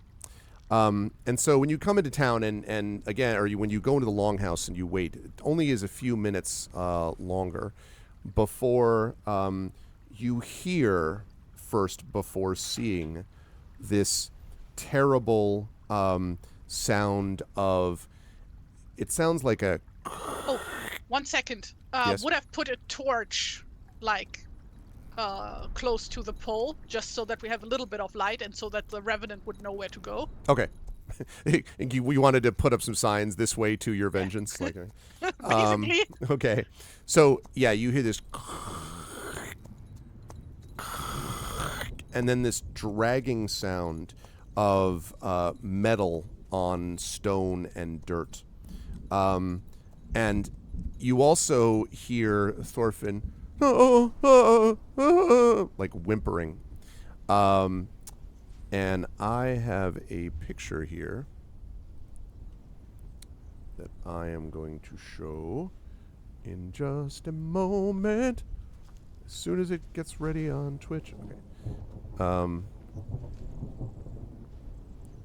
Okay, no, I don't want to save it there. I want to save it in Beowulf. That's where all of this is. And I can do it. I believe in you. Thank you. Glad to know that someone... Okay. Right. Okay. There we go. All right, I'm going to put this on Twitch. All right, everybody. So, as you're looking, you finally see, coming into the torchlight view, accompanied by the, horror of the horrified whimpering of Thorfinn. You mean the horror at Herrogate? The Herrogate horrible sound. No, that's like the name of the adventure, right? The horror gate sound. Yeah, no, I know. I was trying to. You made a good reference back to it. That's good. Thank you. Branding. Okay. And then I went over here and I missed the adventures thing. Show me the adventure that I just lost.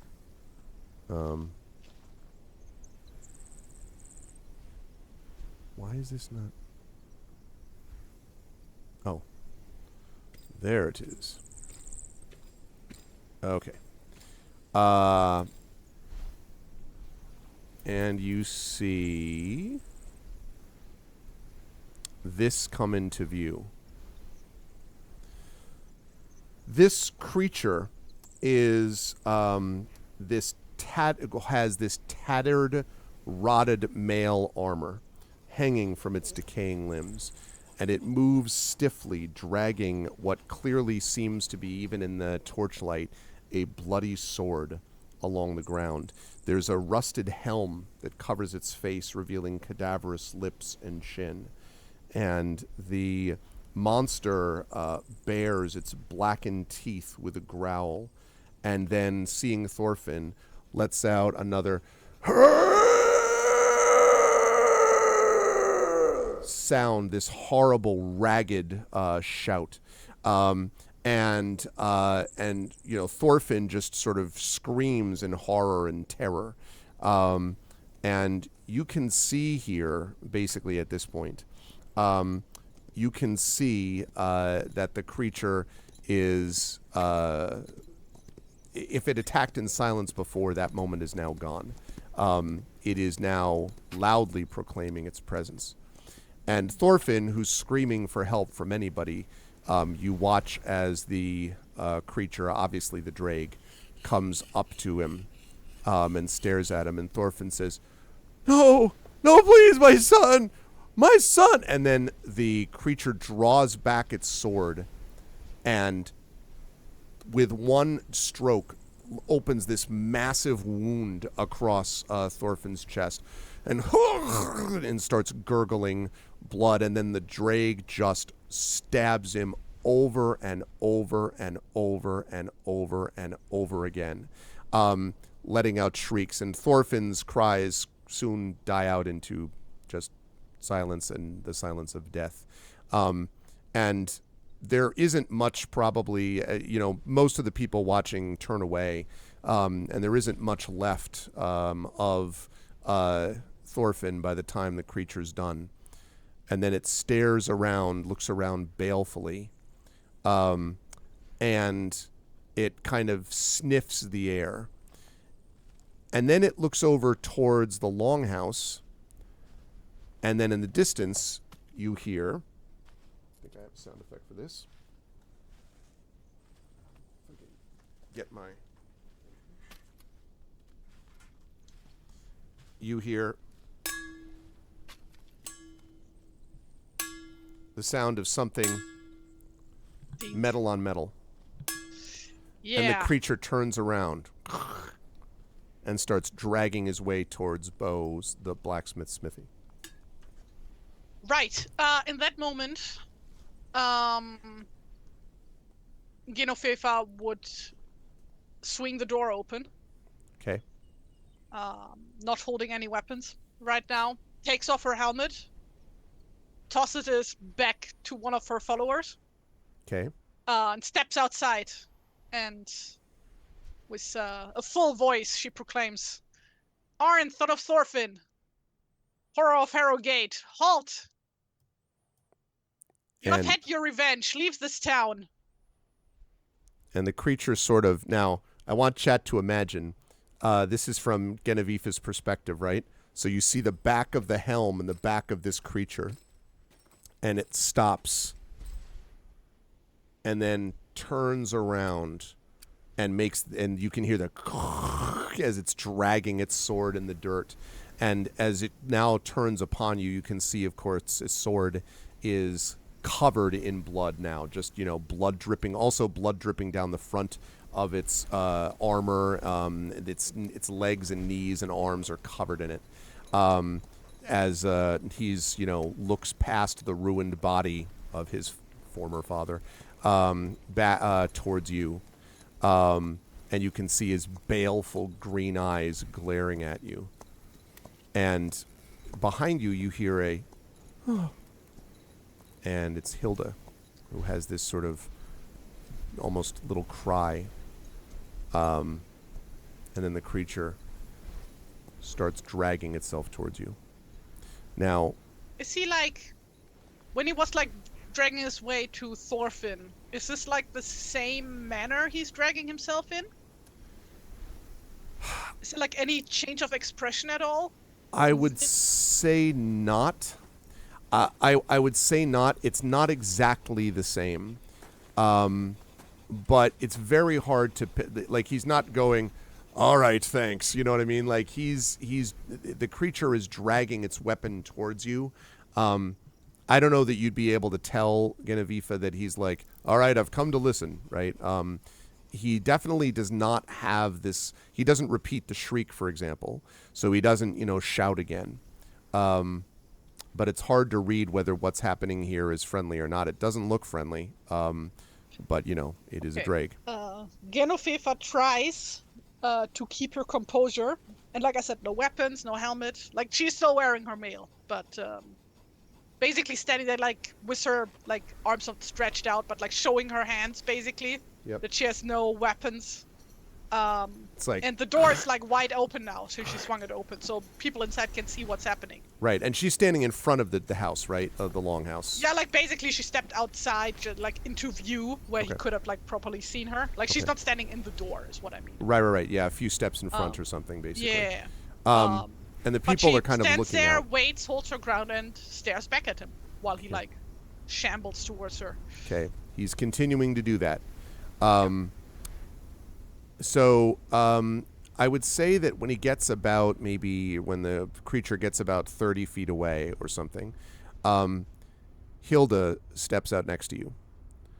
And she says, Arn, it's me. Now the creature stops. It's like sort of swaying, looking at her. And she says, Arn, you remember me? I'm sorry that I let you down. I'm sorry that everyone here let you down.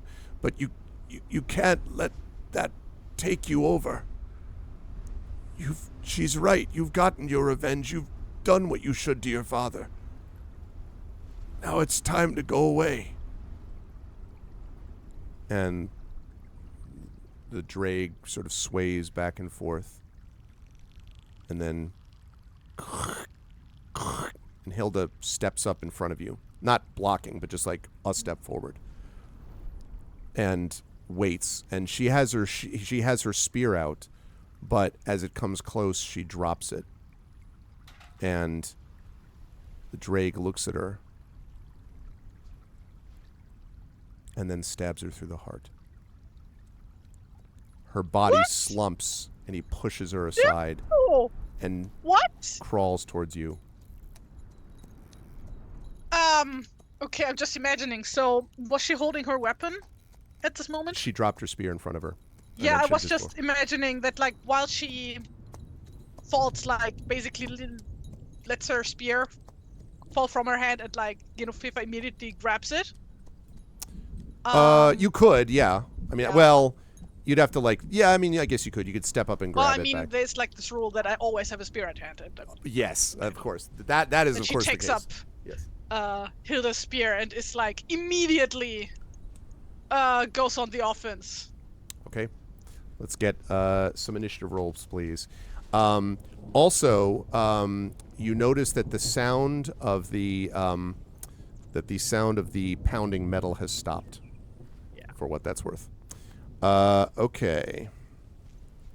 Let's go with a little bit of what we like to call combat again. Okay. Right. So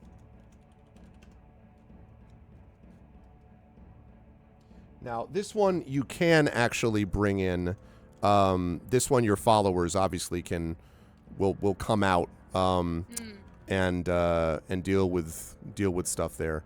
Okay. Oh, also I should say that you were out of the temporary hit points. Trying to think if you would have had time for a short rest. Probably you wouldn't have an hour. I can't justify that, I don't think. So okay. Wait, is a short rest just half an hour? No, short rest is usually actually a couple of hours, if anything, but definitely not like 15 minutes, unless there's a special feat that says, Okay, so let's see. Right. Okay. Now, let's see. What do we get for... Let me get an initiative roll from you, please, Genevieve.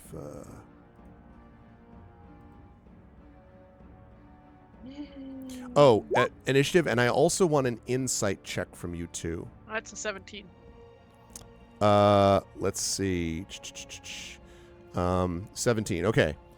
This time, I think you're going to be in better shape for this, because he only rolled a 5. Yeah, well, so I'm this also time at better. 7 hit points, so... Well, listen. Let's take the advantage that we can natural get. 1 on the inside, so... So you have no idea. Okay. Lightly distracted by her friend getting stabbed. I would say that's true. There was definitely I think the thing that I described, there was a pause, which seemed odd from this thing. So I just note that. Okay. Let's see. You are first to act. So this creature stands in front of you, and it is just holding, basically as this rotted mail, this rusty iron helm, and it has a sword attack. So those are the things that you're facing as you see it. But I go first, right? You do go first. I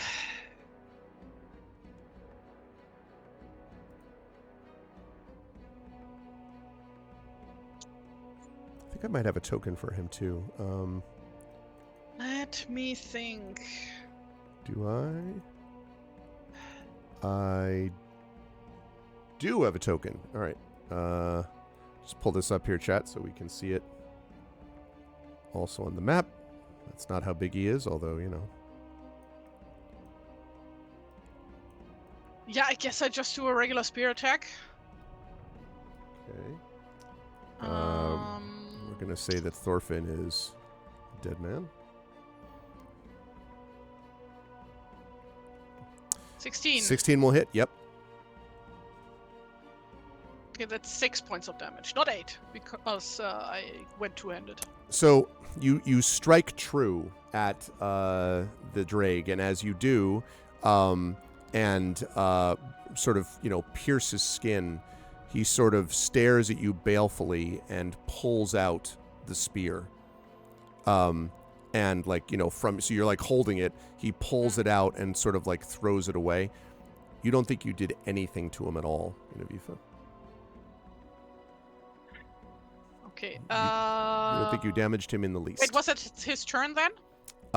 This was your... No, he was just doing that in reaction to your attack. So. Okay, in that case, Genofifa... Oh.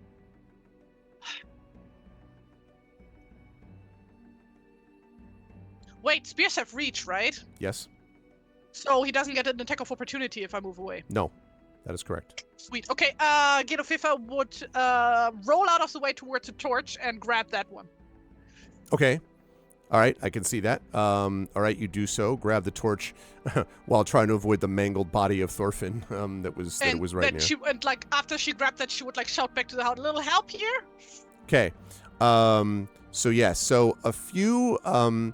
What you notice there is none of the villagers move, but your own followers, of course, are out in front. And since you called for them, you can see on the other side of the creature, you see something holding a torch and running towards you from the direction of the docks. Basically south of where you are. You don't know why, but you'll see what happens presumably in a little bit. But docks from the dock. Well, and from the south of the village is what I want to say. All the villagers, besides Bo and Thorfinn, obviously, were in the Longhorse. That's right. At least as far as you heard. That's right. Okay. Yep. I think I know who that is then. Yeah, I guess it's my turn. Well, no, his turn. Because you just went. Yeah, that's what I said. It's over. Oh, that's the end of your turn. I see. Yes, I got you. Okay. All right. So. What I mean, silly. What he does is, as he looks down at you balefully, I want you to make another insight check for me because he does this weird thing before he does that. It was something else he also did before, but you get another one because he does it again. Wait, he does this weird...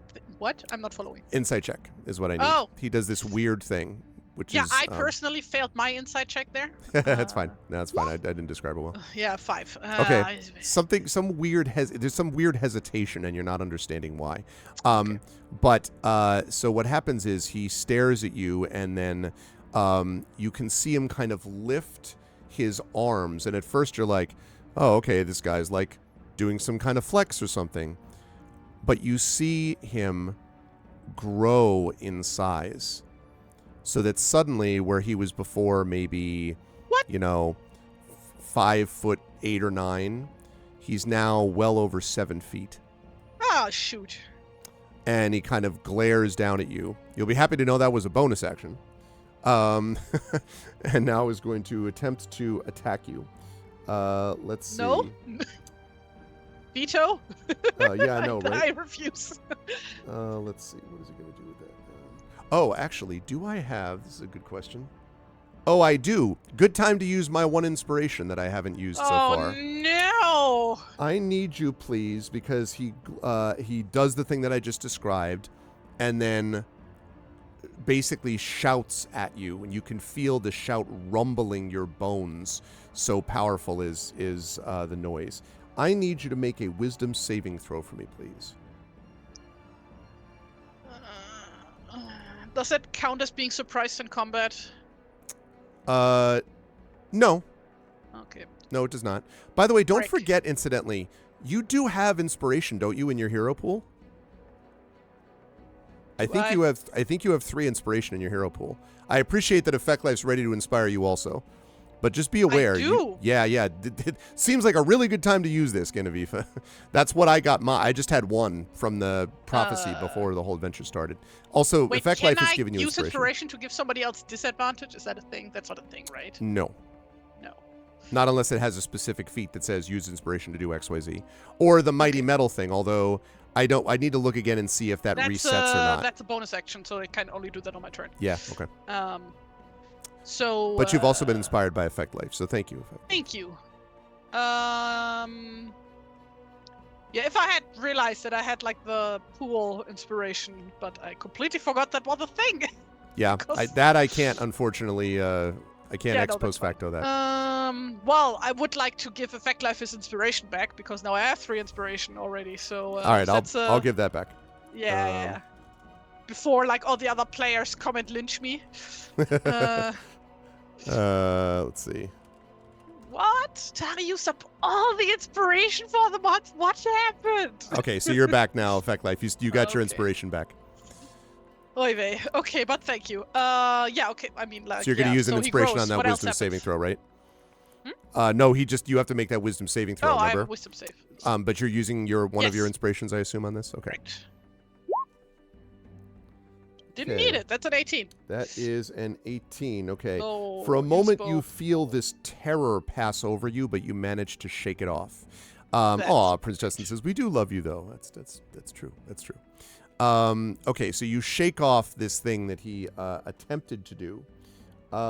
Let's see. So, that's going to be his action. He's not going to attack. He was trying to do something extra bad, which you managed to resist. Okay. Now, just before the next round starts, you see now the person who's running with their torch. And it is, in fact, Bo the blacksmith. And he is holding in his other hand, he has a torch in one hand. And in his other hand, he is holding something which, some weapon, clearly, the blade of which glitters slightly in the torchlight. And he says, "Hey! Hey!" And he's like shouting, and he throws a stone at the back of the creature's head. The creature's like sort of turns around slightly. And Bo tosses you this weapon. Now, first of all, are you going to grab it? I should ask first.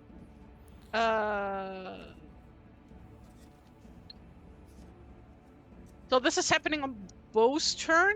This is correct. At the beginning of the round. Well, yeah, essentially the NPC turn. At the beginning of the next round. In that case, I would like to think that the axe just lands like blade first in the dirt and like basically sticks out of the ground based on something I want to do. Okay, first. sounds good. You see that the somewhat hastily, but still quite Wait, that doesn't impressively. matter. It only counts for melee attacks. Never mind. No, I immediately catch the Okay. axe with my offhand. I There, actually okay. want a I would like a dexterity check from you, please. Oh, for fudge sickles.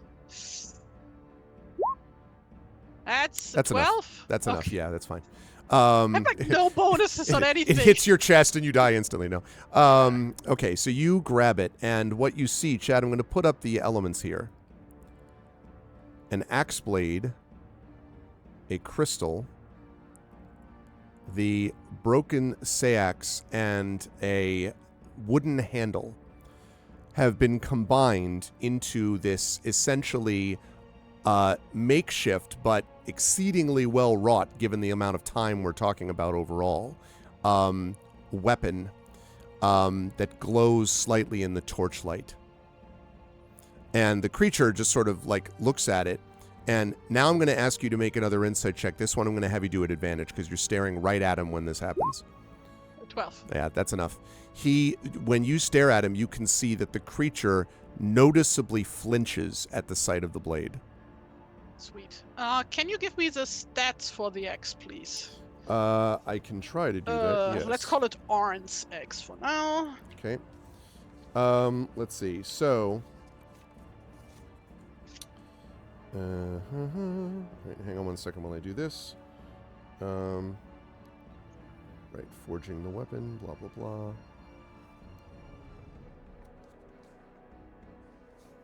Okay, so this is going to be a strength-based weapon, but it counts as if you have proficiency in said weapon. So it would be your strength bonus, which I think we did this before, so it's +1 total, right? Basically -1 for your strength, +2 for your proficiency equals +1 total, I believe. So... and something numbers. I heard +1, +1, blah blah. Yeah. What? So basically, +1 is what it leads to. You have +1 on the attacks on this thing. Okay. However, roll 20 calculates that automatically. Okay. I will say that now I can't tell you exactly what it does until and unless you use it in combat against the thing. Okay. But I will say that when it hits, I'll tell you what the damage and everything is. It looks like basically in fact, when you catch it, Genevieve, you expect that it's going to be something you're going to like. It looks heavy. It's not heavy though. When you grab it, it actually is surprisingly light. And as I say, you can see it glittering in the torchlight. So it's just strength-based melee weapon that does presumably slashing damage. That's enough. I just needed enough to roll it in game in roll 20. Okay. That's right. And you go first, so it is your turn.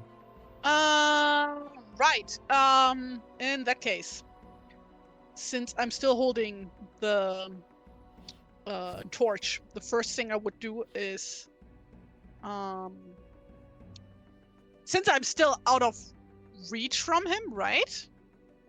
Like I did run off a little bit to get the torch. Yes, although he can close to within melee range of you again. No, that's fine. It's just like, is he now far away? Okay, in that case, I'm gonna do... He's like 10 feet away, because you rolled sideways. I'm going at Weathertop. Okay. Yes. With the ring race, and I'm gonna fucking toss that torch right into his face. Okay. Okay, so that's improvised. Let's call that a dexterity-based thing then. So give me a dexterity bonus. I don't think we can add your proficiency to this. I don't think you're necessarily proficient in throwing torches at people, but... I'm proficient in improvised weapons. Oh, all right. Well, then there you go. Then you are. Then so you it's can... +2 then, right? There you go, yes. Is that all you have for your dex bonus? You ought to have more than that. Are you just +1 on dex also? I don't have a dex bonus. That's just my proficiency bonus. You have no dex bonus at all? I have no dex bonus. I told wow, you okay. Yeah, that's right. Garbage. I forgot. Okay. All right, +1 it is. No, it's +2 because proficiency bonus. Oh, right. Because you have because you don't have the -1. Never mind. +2. I have -1 in strength. That's right. This is even 0 better. in dexterity. No, this is an improvement. Yeah. Are you using an inspiration to try to hit it or not? Yeah, I'm using. No, I'm not. Are you saving it? Okay. All right, go ahead and make your attack. It's 5. That's not gonna hit. Nope. You miss. Nope. You hit Bo in the okay, face. He bursts into fire. No, I'm just kidding.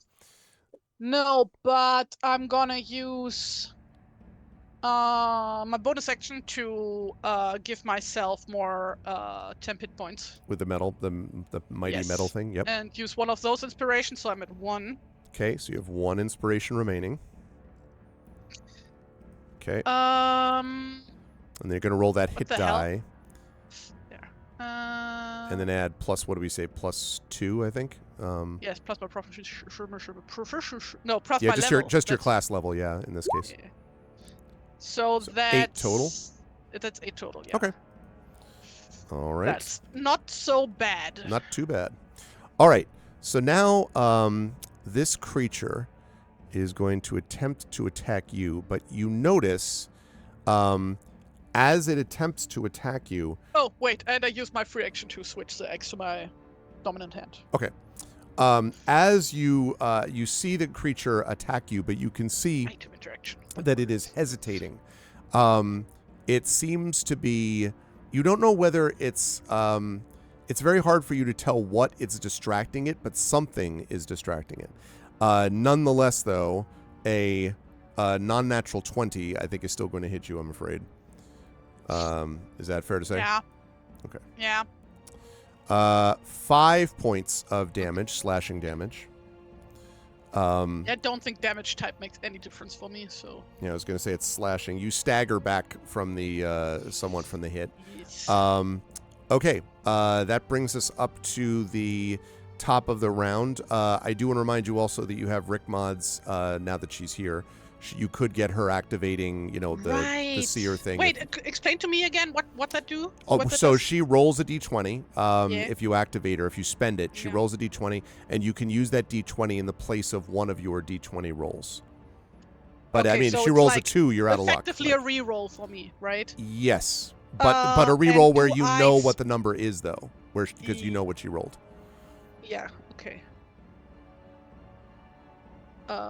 So it's effectively an advantage. Right? Well, I keep saying not exactly, because you don't know what you rolled on an advantage, right? You're just rolling twice. Okay, yeah, I'm just, but in the case of her, you do know, because she's rolling the d20, and so whatever that roll is, that's the number you're using if you wish to replace one of your own.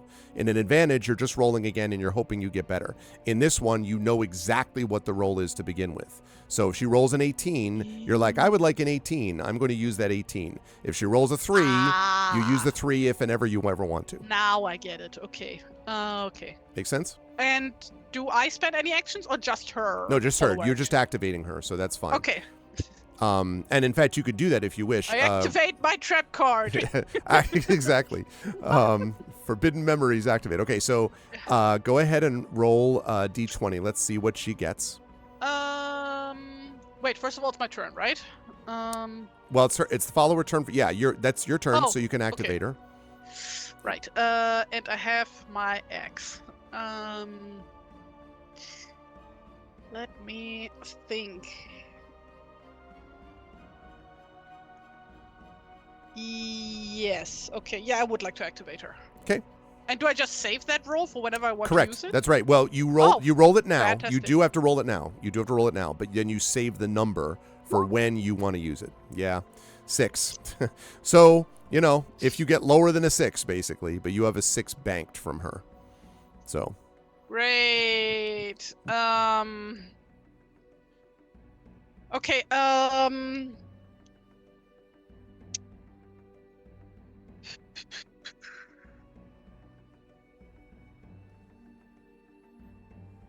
How far away from the door am I? You stepped forward up 20 feet. Okay. I call one of my followers to bring me my shield. Okay. Yeah. Would that spend them? No, not to bring you your shield. And Prince Justin's right. The 6 could be useful if you get a critical fail. Oh, yeah, so that's a good point, Prince Justin. Yeah. Yeah, they can bring you that. Guy probably would toss you the shield. Okay, cool. Yeah. I grab my shield. Okay. So now I'm back at 16 armor class.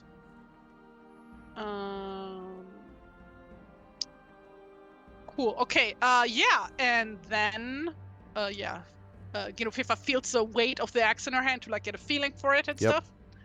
And then she goes to town. Roll it at advantage while using this weapon. Oh, wait, an 11. That is an 11. What did you have in there right now? For What bonus? do I have in there? Bonus, you had 1. Yeah, no, it's better than that. So you get the 1 because of the proficiency thing, but Yeah. because of the nature of this weapon, you actually add an additional 5. Oh, fantastic! So it's a 16. And I'm just gonna mark that down as magic bonus. Yeah, exactly. Okay. So you hit it, and now I would like you to roll. Let's see. First of all, it is okay. So 1d10 plus your strength, and so. Oops! Ignore that. I misclicked. Never mind. One. What was it? 1d10. 1d. Plus your strength. I know you don't have a strength. It's -1. I have minus. Yeah. Anything, but no other bonus damage or anything. Not yet, but just you wait. First, it's 1d10. Okay, so did it now already? Okay, so wait, yeah, it rolled the d10 correctly. Okay, so that's 5. Is that counting the -1? Yeah, you say you did it. Okay, good. All right. So now it takes 5 points of slashing damage, but as it strikes into the body of this beast, the glittering that I described flares up. I would like you. Let's see. He needs to make a saving throw first, and he does not make it. No. I would like you to roll. Arn's X. It's Bo's X. He made that thing. It's Bo's X. That's true. Yeah. I want you to roll an additional 1d10, please. 1d10. I happen to love the description of this, by the way, chat. 4. Okay, so an additional 4. I love the description of this, chat. It is this part of the weapon is called Great Shame. So whenever the Drake is hit by the great shame of his own broken axe blade formerly, he takes more damage. I happen to love the effect of what that is. Yeah. Okay. So let's see. Right. Okay. Now it is going to go. Yeah, isn't that? I love that. Okay. Now it is going to go. Again, it attacks, but it is hesitant. And it keeps sort of like, it's not pulling its punches, but something, again, continues to distract it. Which means we're looking at an 11 is what it actually tries to hit you with, which I guess does not Doesn't hit. No. Okay. All right. You're up. I'm fully then. armored now. Well, I'm technically not wearing my helmet, but that's not how armor works in this game. So. Right. I was gonna say every attack that he does is aimed at your head. Every single one. No. No, I mean basically you have a set of armor which like different parts and they all count as one single armor piece. Right. So Right. it doesn't matter if I'm actually in character wearing my helmet. That's right. So long as I wear my mail, because the helmet is basically just decoration. Right. That's right. 3/4 done. Nice, Hilness. Well, Genevieve is fighting a big undead creature, but is doing so with a magical weapon composed of his own failures, which is, I think that's kind of badass. Right, so he misses, which means you have another chance to get an attack. I will take that. And you said I automatically get advantage, right? Correct, using this weapon, that's right. So I don't need my... I don't need inspiration. That's right. Right, yeah. Sharing, does a 25 hit? Narrowly annihilates the air armor class, yes. Okay, so that hits. So first, regular damage, which, what did I say that was? 1d10, I believe? Yes. 6, and then Yes. He needs to Plus make... a d10. If he... Hold on a second, he needs to miss... Yeah, no, he totally misses that. Does not make that saving throw. So yes, now you can roll additional 1d10. Whoa! Oh, well, there we go! Spam. And every time that it hits, the thing flares and he kind of roars loudly. And you can hear the sort of sounds of the terrified villagers in the longhouse watching this battle just echo, the sounds of the battle echo across the village. Yeah, I'm just imagining, like, where was that? And what show? Where it's like, for one really epic battle, like every time, like the super magic, super awesome attack hits, there was this like huge sound. Yeah. I know it's Just like imagining that with this axe right now, and then Pretty every much. time it like starts to like there comes this like glow out of the spot that it hits and stuff like that. Like it's got this type of thing. yeah. Okay. Unfortunately, even with the hesitation that he's attacking with, he does hit you with a 23, not natural. That hits. All right. That is going to do 6 points of damage, which I think Ouch. uses 3 of your temp and then 3 of your regular. So you're at 4, I believe. Correct. 4 hit points. All right. You're still up. Use a healing spell. Yeah, I was going to say. Wand of healing. That you totally have. Okay. It is your turn.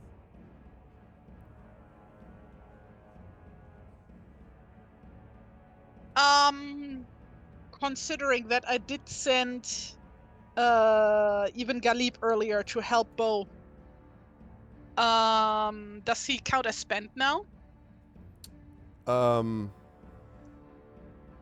Sorry. Because I know that I spent Guy this day already for something. I don't remember what. Yeah, you did. What was who else did you ask was spent? Ibn Galib, because I sent him to help Bo. No, with I don't count that as a weapon. spending. No. Okay, cool.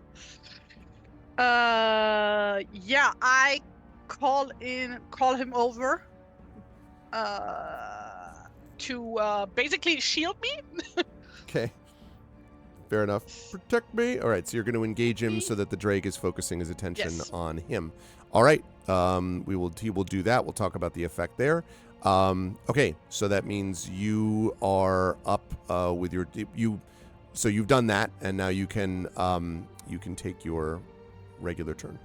Right, another attack. That's a 10. No, an 18. 18, I was going to say advantage. I have advantage. And 18 will certainly hit. Another 6. Okay, let me see if he makes this saving throw. Hang on.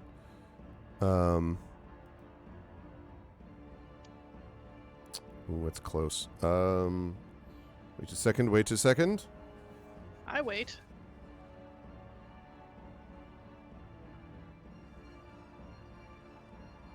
Nope, not enough though. So another 1d10, please. Hell yeah. Can I use Rickmod 6 for that? I wish I could say yes. No. But unfortunately, it's a d20 replacement. Different die, so that doesn't count. Exactly. Okay, he is going to...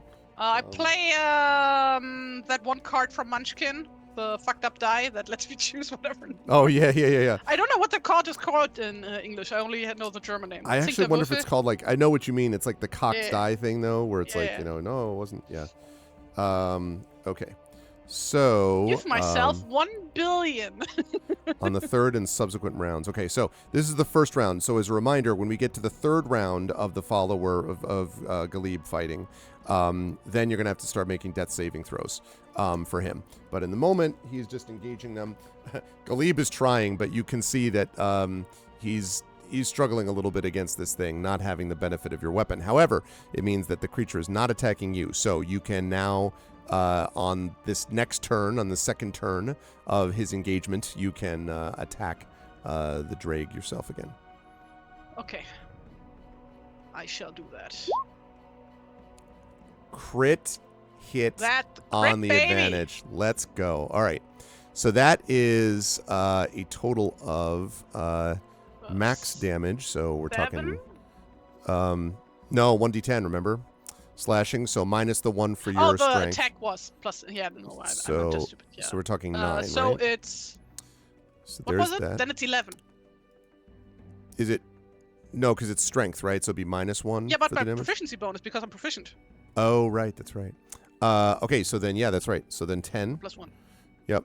All right. 11. 11, that's right. Okay. 11! 11! And then he does not make his con saving throw again, so I need you to roll an additional 1d10. Also, I'm a bit stupid. I lied earlier. The helmet totally does count separately from my armor. I thought that it might, actually. Yeah, it gives me +1 to AC. Okay. So you're sitting I don't know if that has been, like, that's like literally 1 point difference. I don't think that's I don't think like it has so far, but retroactively. so you have a 15 functional AC right now, right? Yeah, 15 armor class right now. Cool. All right. So again, Galib staggers back from the blow. This is the second round of his engaging him. So now we go, and he's not attacking you. Now we go to the top of the third round of engagement, and you have another shot at this guy. How hurt does Galib look? Does Galib look?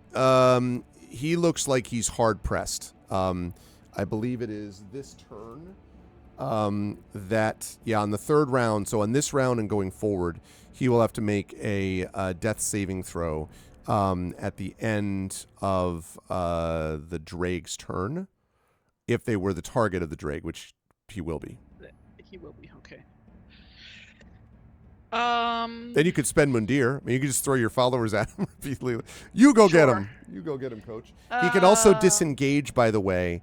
When he disengages Galib, then he becomes spent, so you can't reuse him. But you could do that if you want him to get away safely. Otherwise, it's death saving throw time. So like it's really difficult to tell with like a half rotten undead how hurt they look, but how hurt does this guy look? He looks, exactly. I mean, he definitely looks. His body looks less well constituted than it did.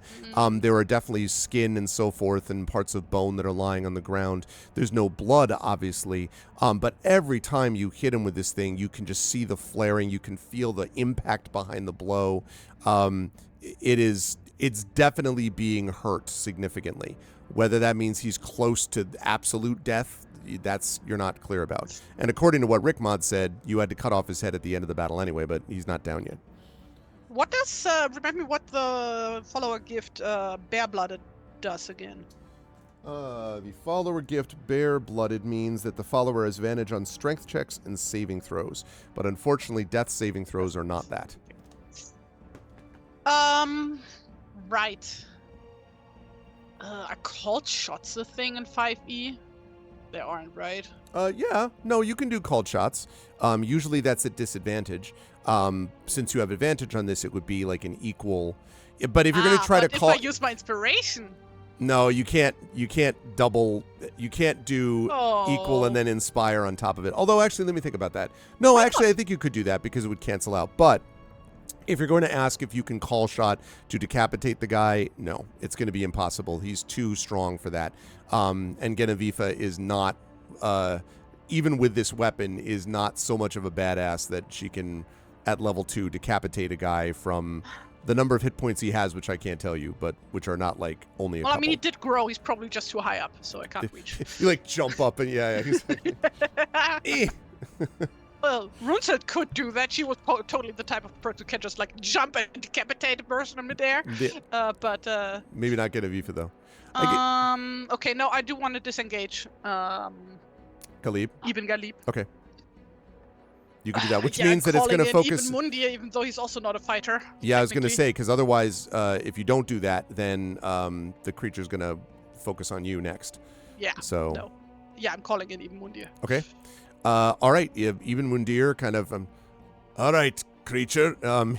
He says. Now, I mean, he's not. He did have like sword training. Of course, exactly. But, no, he's like not totally a warrior incompetent. first, I right? can't he's wait like... till you bring Rick Mod forward to do this. Can I just say? Good Lord. You'll be happy to know you won't because you already spent her by using the die, but it would have been very funny to see Rick Mod leave like, hey, he's like standing in front of him. But no. All right, so Mundir she would is in fight there. like Granny did in yes. Lord of the Rings. Yes, true. Right? Just like hitting people on the foot with her walking stick. With her walking stick. Okay, but it's your turn first anyway, so this is the first round of the Mundir going after him. Yeah, I hit. 10 does not hit, does it? 10 is not going to hit. That's counting the plus whatever. Yeah. Plus 6. Yeah, no, unfortunately it's not. Now, interestingly though, what did you roll? What was the roll that you had on that initially? The just the roll. The roll is 4, if I see this right. Yeah, 4. -1 +2 +5. 4. So Okay. yeah, I was gonna say, well, it might not matter, but I was just gonna remind you that you do have Rick Mod 6 sitting there. So you could use that instead, but it might not matter. It might not be enough anyway. Because remember, you can substitute 6 instead of a 10. Instead of a 4. Remember, it's the D20 that you're replacing. Oh, not the total. Right. But having said that, it may not matter though. That's only 2 extra points. But that's something to think about. So I'm not telling you to use it. I don't want to lead you down the garden path one way or the other. It would be close. It means you'd be getting a 12 instead of a 10. But I know that an 11 hit earlier. So wait, did it? Oh no, that was like without the 5 added. No. Oh, god damn it. So you don't know. What is the lowest I've hit so far? That was a 16. 16, I think, was the lowest that you had, I believe. Hit so far. Okay. So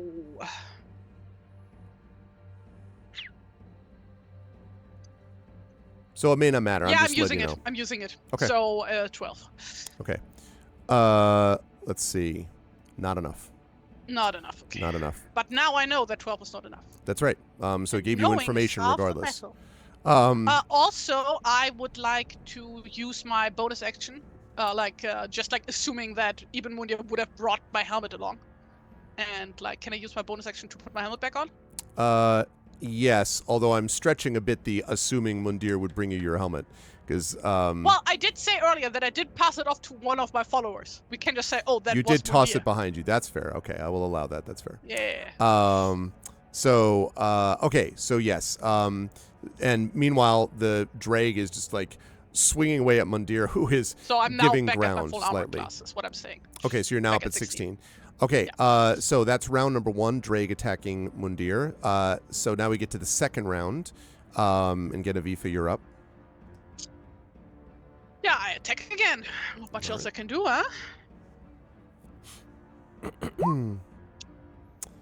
14. So, no advantage, right? Oh, 17. Woohoo! 17 will hit, yes. Yes. So go ahead and roll your first the 1d10 thing. Well, you need to do the saving throw for him. Well, no, but first, 1d10. no, but I mean the 1d10 for the slashing, because that's going to hit anyway, right? Oh, yeah, 5 damage. Now I will see about the saving throw. Nope, Swing. does not make that either. He's made... Sweet. One came close, but it's a very Bad at difficult... saving throws. Yeah, well, no, it's a difficult con check. It's a very difficult con check. No, he's just bad. He's just bad, okay. You're bad and you should feel bad. Hey, That's 3 extra points of damage. it's a tough DC. Okay. All right. Noted. Okay. He will again slam, like Mundir barely holds up under the strain. Okay, so we're now to the top of the third round, Genevieve. Now you have a decision to make. If you keep Mundir in there, he will continue to attack and you make death saving throws for him. If you have him disengage, then he is spent and then you're out of followers. So I'm just letting you know either way, because you also only have remember, the death saving throw means actually that if your follower, let's see, might be slain. Yeah, you'd have a decision to make. If the death saving throw fails, he might be slain. That may have a variety of effects. But he might also not be slain. And otherwise, you might be defeated. So you've definitely been wailing away at this creature, and it is showing signs of significant damage. But something to think about. You also could get... Now, you could use an inspiration from... Which I think you have sitting with... I think you have one still sitting left over from... so you could use that to inspire your followers' saving throw, death saving throw. But that would give you advantage on it. I don't think I can do it. that because followers have a separate inspiration pool. Right, don't that's they? true. So you would need to... Right, so in that case, you'd need to get an inspiration from chat. Maybe Effect Life would need to give you one again if you wanted to do that. So it's a lot of variables to consider. But also, it's Beowulf, you know? Fights are tough. Would be cool if one of my player characters could at least survive one adventure. So Yeah, I that would need be to nice. roll up another one. That would be nice. Um, the tale of Rickmod. yes, let's play as Rickmod again. Again, as an old woman again. Effect Life is offering it if you want it. Let me think. Thonk. This has been intense, Chad. They're gonna be like, "Why did we use 5 hits? What the frick?" Well, it's tough. This is the finale of Horror at Herrogate, so.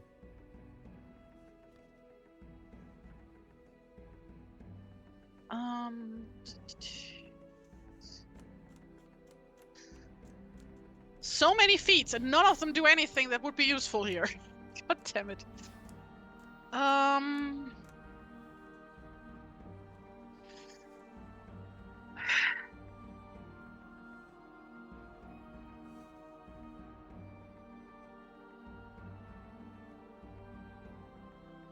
I did say earlier that we did prep everything so that we could just easily and quickly lock the door behind us in the hall, did I? Yes.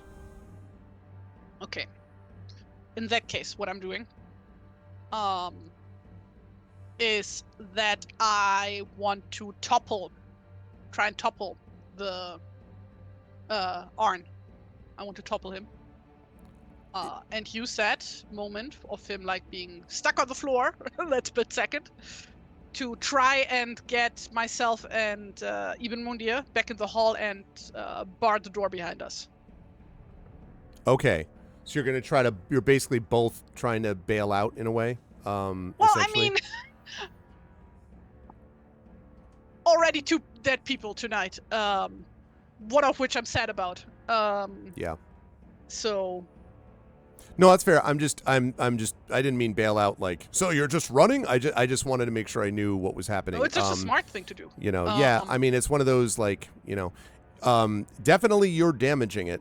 There's no question about that. I'm at 4 hit points. If this guy hits me once more, I'm dead, and even Mundir's 1 bad roll away from being dead too. So it's true. I'm not risking it. It's tough to be a hero. Genofefa also wouldn't risk it, so okay. It would also be a character. Okay. Yeah, no, I'm gonna try and topple him. What would that be? Okay, so then what you're going to do with that, if you're going to try to basically overbear him, essentially, then it's... Or sweep his leg or something. Yeah, sweep Can I do a cold shot on his legs or something to topple him? Not when he's already larger, remember, than he was. It's going to be very hard. Okay. And that is one thing I want to mention. The strength stuff is going to be difficult. Actually, is... Oh, you can't use them. I was going to say, if one of your followers, you asked about being bear-blooded before, because they would have advantage on strength checks, but it's too late because they're already all spent. So, unfortunately, this is going to be an opposed strength throw. It's going to be hard, Genevieve, to do this with your strength level. Now, let me think then. Because it's an opposed strength roll is why. King Arthur ran away a lot in the Holy Grail. Yeah, it's true.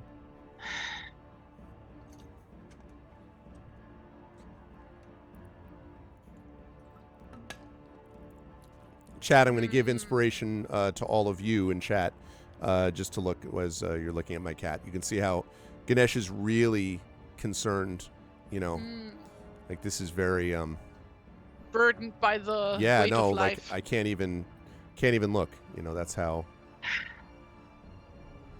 much he values this. Can't feint either. I guess I could just use my action to disengage and then try to close the door behind us? Yes, you could double move. No, because I would use my action to disengage. Double move, right. You're using your action to disengage, that's 1. Then you use your movement action to go the rest of the way into the door. Yeah, but that's not double moving. Sure it is. You're moving twice. Disengaging is a movement.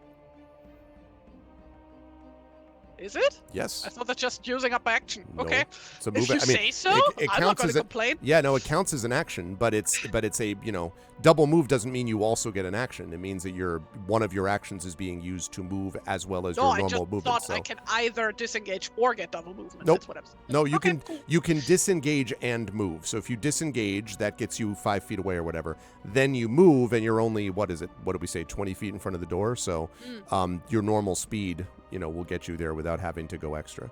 So yeah, you can get inside. Yeah, no, we both disengage, get in there and try to bar the door behind us. Okay. Let's see. Let me have you make a strength check. It's not a super difficult one. Can I get an athletics check, then I don't get the -1? Yeah, you can do athletics. Yeah, I'll take that. Okay, cool. For fuck's sake, 7. In my defense, there are other people in there who could be helping. That's true. That's true. Effect Life also has given you an inspiration. Thank you. And you have an inspiration sitting there anyway, I think. In addition, you have a I still have one left. So, okay. So I would say, yeah, along with the other ones, you're able to bar the door. You inspired before the roll. No, that's right. That's right. So assuming you're going to take actually, which means I should have asked that. Yeah, he said he inspired before the roll. Are you taking Effect Life's inspiration then? Yes. To get okay. Yeah, because the 7 would not have done it. Absolutely. But this does. So you're able to bar the door. And a moment later, there's this like this smashing sound as something throws its weight against the door, and the beam that you've used to close the door cracks slightly. And the people inside, like this just sort of terrified shrieks. Yeah, I would just command everybody to lean against the door who can. Okay. This is very Two Towers film at this point, trying to hold back Helm's Deep, you know. Okay, they will do that. This is what would have happened if they wouldn't have gone to Helm's Deep. If they would have had to defend Herrogate. Right. They would have been right, exactly. They instead of stone, they would have been dealing with wood. was the one from Beowulf. Ironically, no. What was the name? The Golden Hall of Meduseld. Meduseld, right? Yeah, the hall. Yes. Yes. But I mean, like, but essentially, you're right. Like, you're defending a wooden, a strong wooden, but still wooden as opposed to stone. So, okay, so you do that. There is this cracking sound. You see a slight crack in the beam. That brings us up to the top of the round again. So you are now inside this barred door, and it is trying to break through. Yeah, I would command people to bring more furniture to block this door while we all try and hold the door. Okay. So more, like tables are piled up against it. Yeah. Again, smash! The beam again cracks a little more. There's a little bit of dust that rains down from the roof. Is there any gap so far in the door? No, but the beam does not look like it's going to hold up that long. Sick.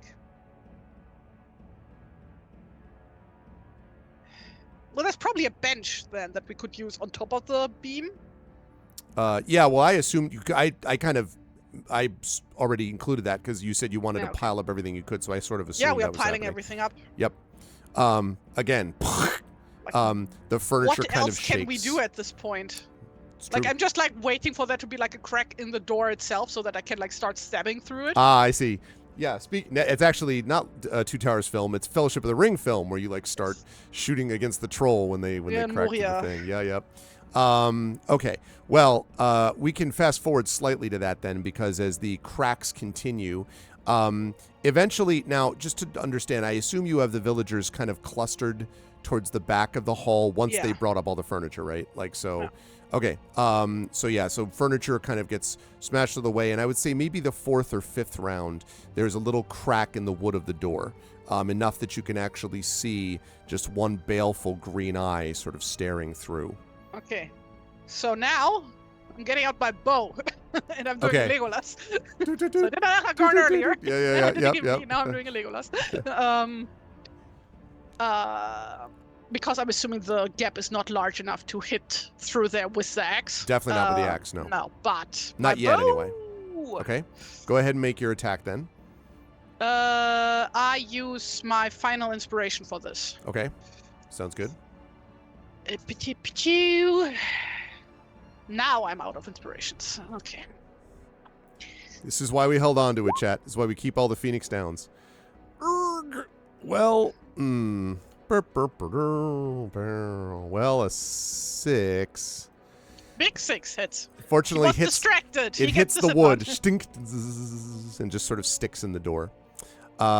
Again, a smash. The crack widens, and now you can more clearly see his body and his eyes as he's just sort of slavering, pulling at the door. Okay, so basically what I want to do is keep repeating the bow thing. Until I have a feeling, okay, next moment that he hits the door, he's going to be able to stick an arm through. Okay. In that case, make another attack with your bow. Okay. I have Lego Lamb when you can have Legolas. Oh, that's an 11. Yeah, unfortunately, no advantage on this one. 11 does not hit. Okay. And again, sting. Okay, I let would me know say when not when he sticks an arm through, but when he gets a feet. When I think that next time he's going to stick. I his would arm say through. next time, because you see the Okay. crack is widened enough that you're pretty sure he'll be able to. Yeah. I toss the bow away and get out the axe and are ready in action to hit him as soon as he sticks his arm through or whatever. As soon as he sticks through, basically. Right. So what he basically does, he just his bash, like his arm goes straight through the wood and the thing splinters, apart. And now you can see there's a pretty big gap. So you can now go ahead and make your attack on him. On his turn, by the way, with a 23. That's right, on his turn, and yes, that will hit. Was 8. Okay. Big 8. And now I need to see if he makes the saving throw. Is he going to make any saving throw is the question. Nope. Still no. He got within 2 points once, but otherwise no. 6. Okay. All right. Okay. So this is intense. What the fuck? Yeah, he smashes through again. Now about half his body is through. If you had to guess, Genevieve, you would say next turn he'll be through all the way, and then he'll be able to start getting attacks in on you. But in the meantime, you have one more, in essence, free attack, I guess you could say. Yeah. On his person. So I keep hacking away. There's literally nothing else I can do right now. Yeah, exactly. Oh god, a 9. Sadly, that's not going to do it. Okay. Smash! Okay, he finally breaks through into the hall. The people, terrified shrieks of the people in the hall. And your followers are there. Now, you have a decision to make here, Genevieve, and you have to do this now. So, I'm trying to think if Ibn... No, I can't. You really... They all spent. Yeah, they had... Yeah, you spent. You can't. So, this is all about you at this point. So, but you do get to attack first. That's the good news. So.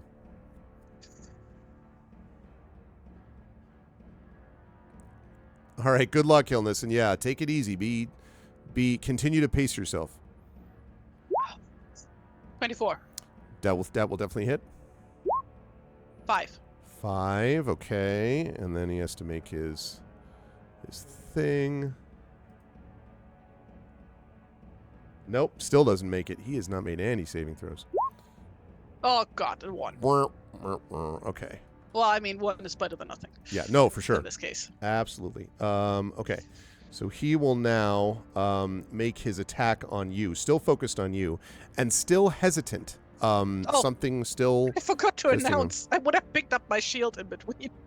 No, that's okay. I assumed you were doing okay.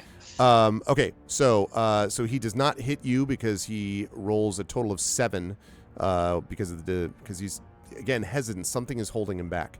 Okay, Genevieve, you are up. Your turn again, so I assume you're continuing to hack. Looks fairly bad shape now. 25. Yep. 10. Ooh, wow. All right, let's see. And he, again, does not make it. Literally has not made one of his con 9! throws. Let's go! 9? Okay. So, when you strike him for the 9, again, the axe flares. And then as it flares, it shatters. And he sort of like staggers back. And you have a moment where he is staring directly at you with this axe.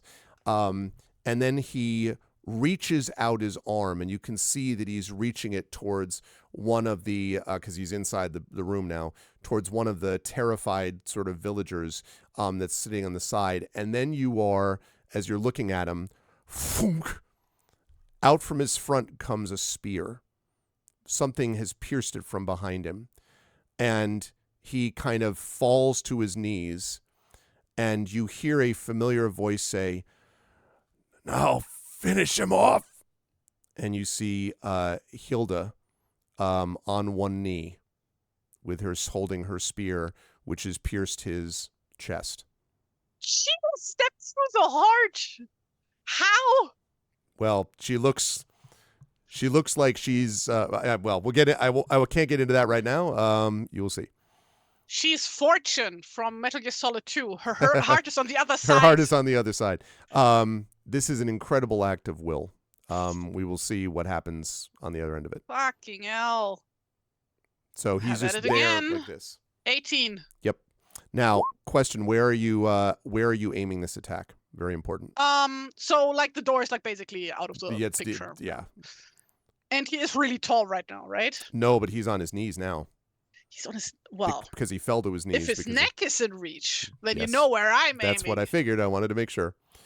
Okay, so the as I mentioned, the axe blade shattered, but there is a remnant of it left, and ironically, it is this one, chat. The same little broken piece is still hanging on barely to the pole, and as the makeshift pole, and as you bring it across, the axe flares one last time and cuts this massive scar across its neck.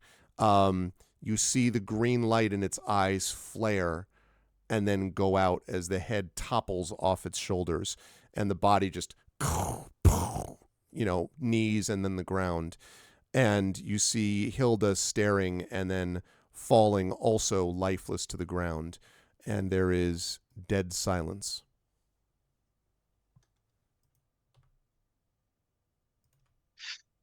Yeah, Genofifa basically waits like for literally just a moment, but it feels like an eternity. Yep. Just like to see if anything is still moving.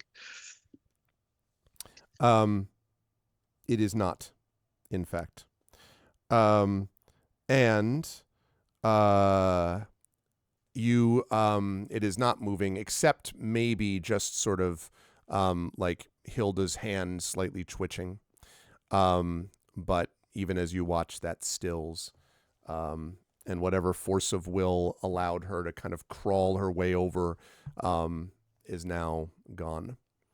Your followers come over to you, as you are obviously pretty exhausted, sort of pull you to your feet. And the drake, which according to Rickmod's advice, you bury the body along with the head, has been destroyed and the settlement is safe. There are a few who do celebrate this, but over the next... Greg. Yeah, sure. Like, there's a few things I want to do here, and I know we are like out of time. But no, go ahead. In that case, I would really like to like save the epilogue for next session. No, that's okay. Actually, we have a few more minutes to do that. That's all right. Okay. And then I will let you do that. Sure. Okay. So go ahead. I wasn't going to push past your chance to do any of this, but but I'll give you a chance right now since right after this has happened. But Hilda is dead. That you don't have a chance to jump into. Like, she's she is like, pretty dead already. Basically, she would like. Once she like realizes that it's over, like Genofifa would like drop what remains of the axe and like basically step over Arn's corpse and like basically cradle Hilda or like what remains of her. Yeah. And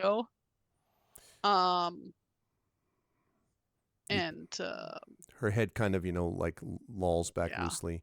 Although like, close her eyes. Yeah. She does have maybe a slight smile, something hard to say. It doesn't look like a look of terror. And basically I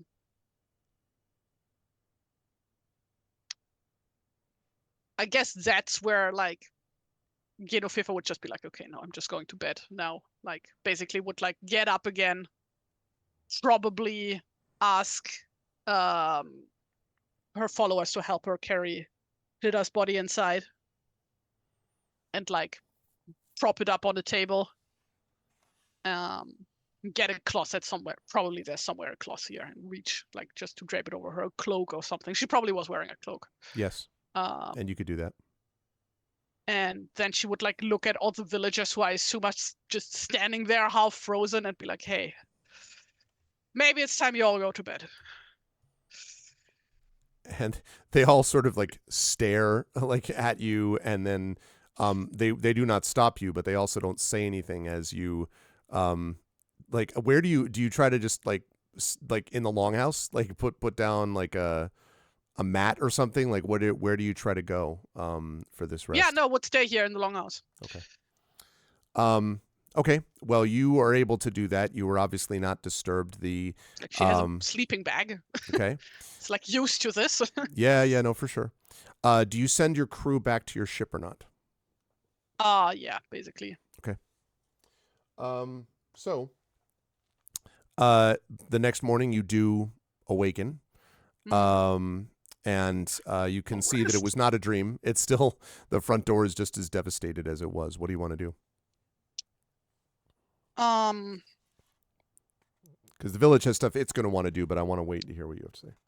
Is Arn's body still on the ground? Yes. Yeah, no one has touched it. Okay. Yeah, I guess after just like having a bite, no proper breakfast, would just like take her followers and go bury Arn somewhere as Rigmod instructed. Okay. And like have Rigmod specifically explain to her what exactly needs to be done, if anything more specific needs to be done. Back in this, and I assume you want to do that in the cemetery where he had originally been interred. Because that's up to you. That don't have to do that. Oh, he wasn't just like buried somewhere in a forest in a ditch or something? Yeah, exactly. No, he was actually properly buried first time around? Because like they didn't know he was dead, right? They didn't know he was dead, but it turns out that, yeah, his father had buried him secretly in the graveyard in an unmarked grave. In an unmarked grave. So you could do that, but you don't have to. That out. Yeah, we would like properly bury him.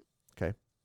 And I guess considering that there's a proper graveyard, I'm assuming that like the people here do proper burials instead of like burning their dead, right? They do, yes. I guess in that case, once we like figured that out, I guess we would like first lay down his body instead of like properly burying him for now. Okay. And because it's daytime, he's not going to come back during the daytime anyway. I hope these are creatures of the night. That and like would basically fetch. I guess we would like go inquire with Bo, because like he knew Hilda and Arn. Ask them what's the best thing to do, and also ask them what to do with Thorfinn's remains. I mean, that was their leader.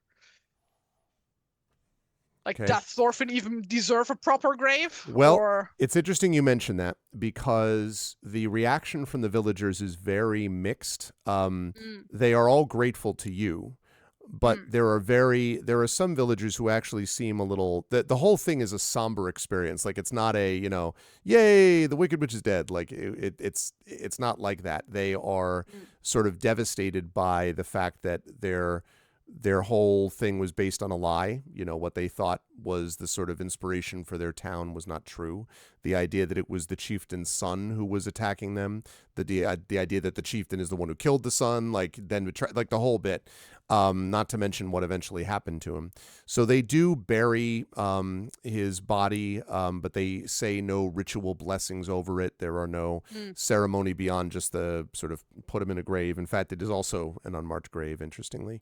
But the thing they ask you beyond that, which becomes very important actually, is who is to be the leader? Because I'm not there yet. Yeah. Okay. All right. Good. To do a different thing. Okay. Still with the burial. No, that's fine. That's fine. Because FIFA would pick up the remains of the weapon. So like from the way you described, it kind of sounded like the sax blade was grafted onto the axe blade. Or how did that look? No, it was that the hilt, basically, so the hilt of the sax was, well, okay, hold on a second. Let me grab the actual, so that was right. So the broken sax, which is sort of like the tip of that thing, was, yes, that was basically lashed around the handle that was holding the broken axe blade. Okay. And then there was the crystal at the bottom of the hilt, the thing that was holding it. Okay. So, but like all the pieces still remain. Yes, they're all Right? broken off, but Okay. yes, they all remain. Yeah, in that case, FIFA would take that thing apart again, Okay. and make sure that the axe blade with runes carved in it, Yep. with the writing carved in it, that Yep. that one is buried with Arn. Okay. Yep. And she would hang on to the sex uh and the gem. Okay. And also for Hilda's burial, she would pick up what remains of her spear that she used Okay. to bury it with her. With Hilda. Okay. Yeah.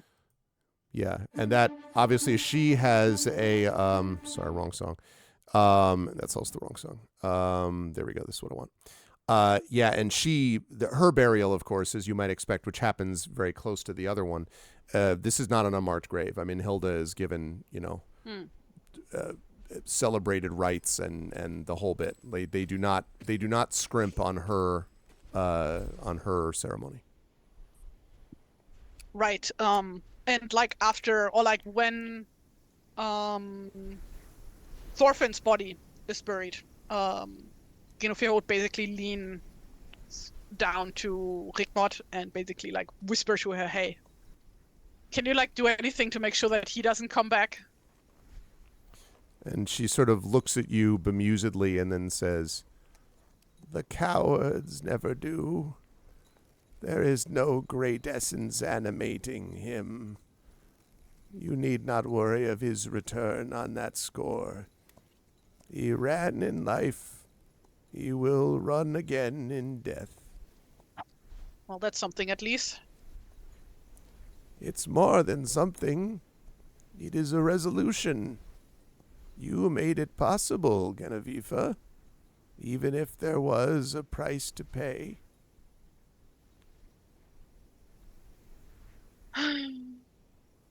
True. I suppose. I just feel mostly really tired after all of this.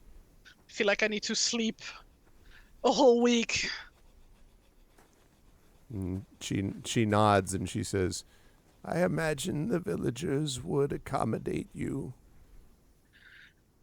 Well, there's still work to do, isn't there? But first, let's maybe have a bite. And a drink, maybe. That would be nice. And she agrees. You are able to have a bite to eat and a drink. And again, very somber affair for a group of people that have been saved from certain destruction. The reaction of everything is just sort of a somber seriousness.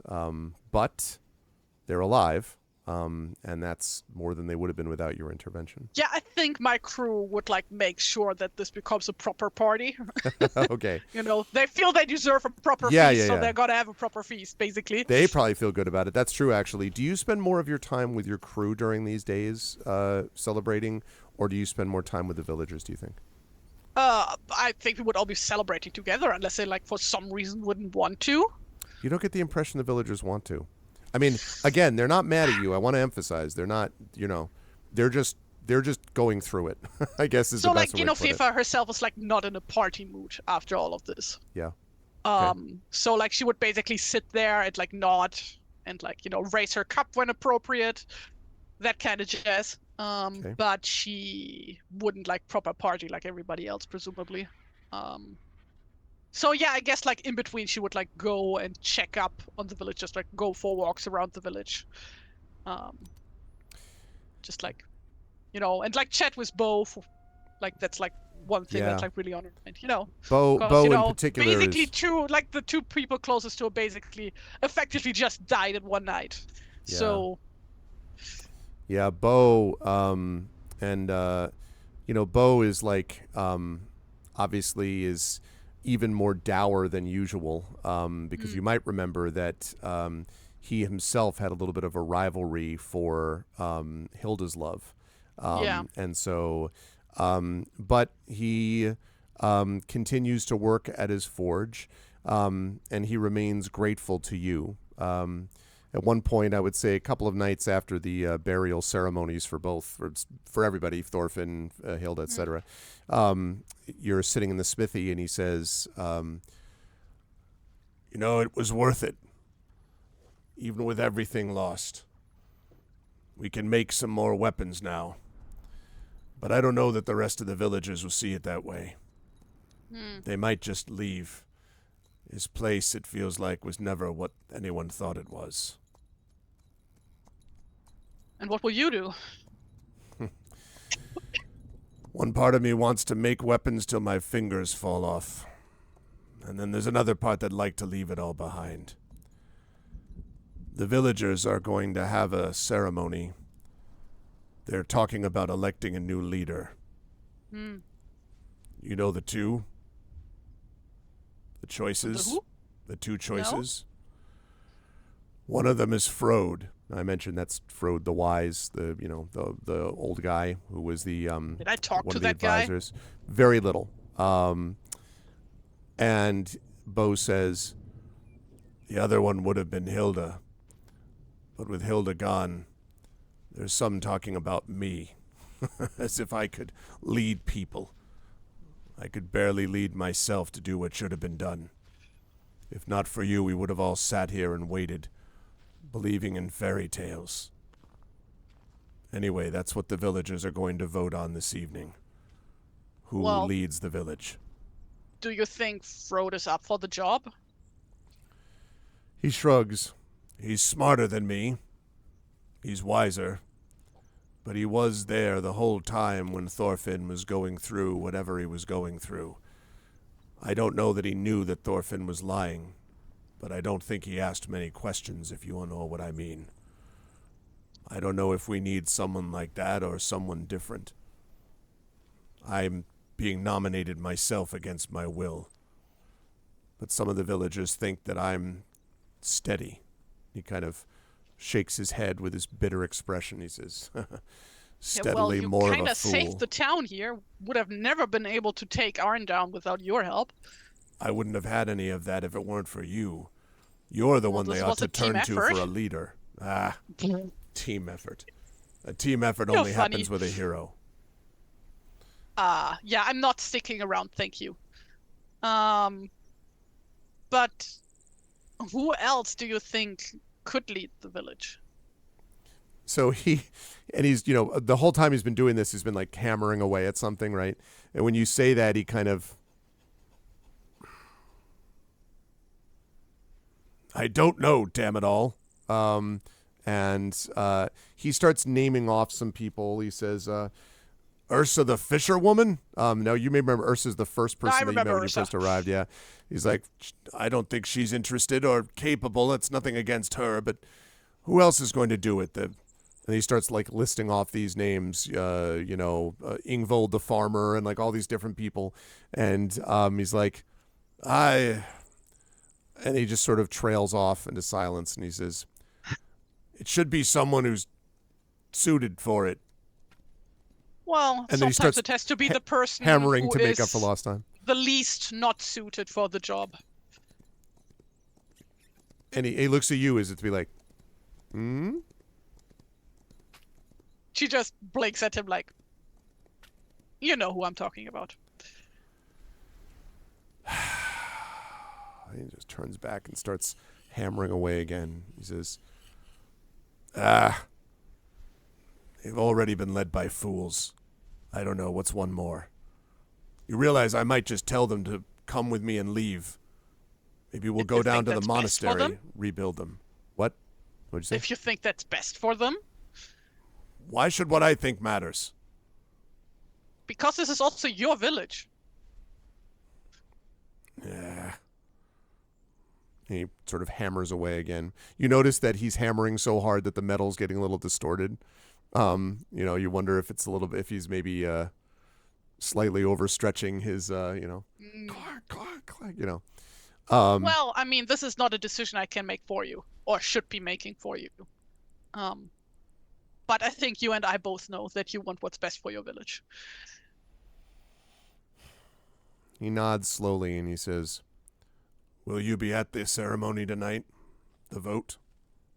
If you will have me. He nods. It might be a good idea. Then I shall be there.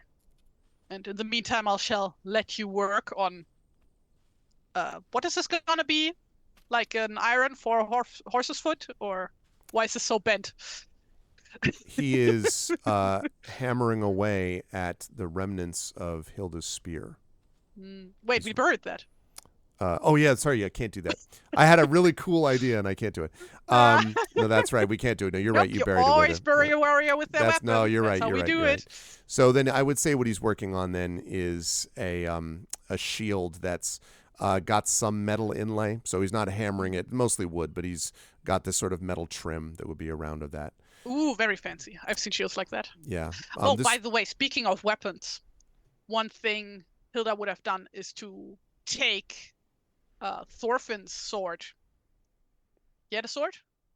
Thorfinn had a sword and a long sex. So yes. Right. She would have taken both of those and for now would have stored them away. Where does that mean? On her ship? Well, just in her, probably would have given it to safekeeping with her crew for now. Okay. She intends to do something with it. Oh, actually, this would be the perfect moment. Let's say she brought them actually along to go talk with Bo. It's like, may I borrow your anvil and hammer for a moment? And he nods and steps back. Yeah, she gets out first the sacks and takes a hammer and just basically half leans the sword over the anvil and hits the end of the sacks to bend it in half. Okay. Basically. Okay. And then does the same with the sword and packs them away again. And he sort of looks wordlessly as you do this, and then he kind of nods. All right, then. I assume you people don't do that here, but where I'm from, this is what we do with the weapons of enemies. It seems more civilized than what we do. We bend the bodies of our enemies and apparently our friends. But it's not a bad thing to do. Well, I'll be taking these to sea and then dispose of them. And he says, I don't suppose this happens in other places. This level of betrayal, misunderstanding. Well, you've heard the tales. Those must have come from somewhere. Well, we wouldn't have known how to beat Arn if it hadn't been for the people who had previously fought creatures like Arn. So things like these must be happening somewhere else. It was the tales that got us in trouble in the first place. How so? Oh, I see what you mean. Yes. Yeah. Well, some tales are better than others, I suppose. He says, there's rumors that the scope is going to be coming here from home not too long from now. I don't entirely know what they're going to say, but, well, there's some people in the village who are pretty angry when they found out that he was responsible for helping spread the lies. Well, he was being threatened by Thorfinn. And he kind of, rubs the back of his neck. He says, well, so was Hilda, and it didn't stop her. Well, you also knew Hilda, so I don't think anything could stop her. He nods and he says, No, that was the trouble. You know, I saw what happened when it was coming towards her. I think she really thought it would remember her and see reason. But if there was anything of Arn left, it was buried underneath the evil of that thing. Can't help but feel at fault for this. I too believe that there was maybe a way to come through to him that maybe, hey, if we just take away his reason for revenge, he would just stop. Well, you were too busy fighting it to know, but, you know, more than once it was going to swing at you, and then it stopped. First I thought it was the weapon, but I saw it keep looking down at the body of Hilda. Makes you wonder. So a little bit of him might have still have been in there, huh? He nods. A bit. Not that it mattered for Hilda.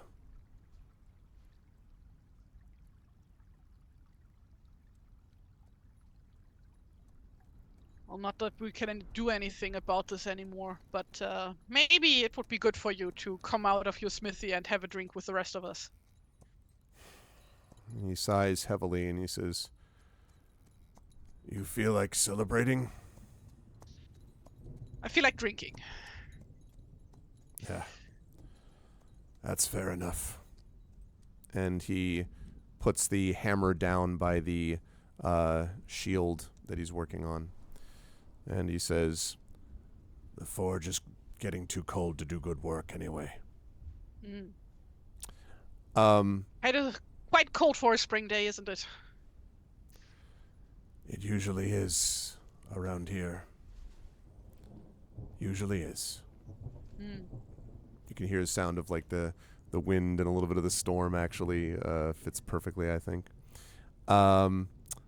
Genevieve, at the vote, I do want to ask if you would speak up for or against either of the candidates, because it is basically Bo against Frode. So, and it seems like it's an even split among the village as to which way they want to go. So that's like the vibe I'm getting currently, right? That's the vibe you're And getting. I'm assuming this is just a raise your hand type of vote, right? They're not doing like a secret voting thing. Correct. Right. Does either of them like give a speech or anything? Like, hey, vote for me, blah blah blah. Well, no, but few of them. Several of the common folk argue that Frode is best suited to lead the settlement because he's, been closest to leadership. He's a steady hand. Blah blah blah. But there are others, and this includes Ursa the fisherwoman, who say that Frode did just as much to harm this settlement. He was the Earl's Thorfinn's closest advisor. He hid the kind of, even if he didn't know himself, and Frode claims he didn't know, he sort of like looked the other way at the leader's failings and so on. And Frode says that he couldn't possibly know exactly what had happened, but Ursa argues that it's worse because it was right in front of his eyes and still nothing happened. So those are sort of the feelings about Frode one way or the other.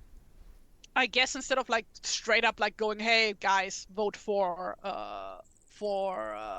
Bo, she would be going like whenever somebody says something pro Bo and anti pro bono is the word. And anti Frode, she would like basically go here and stuff like that, Okay. Just like audibly approve. Okay. Audibly and visibly approve. But to be clear, and this part's important, you're not actively speaking for one or the other?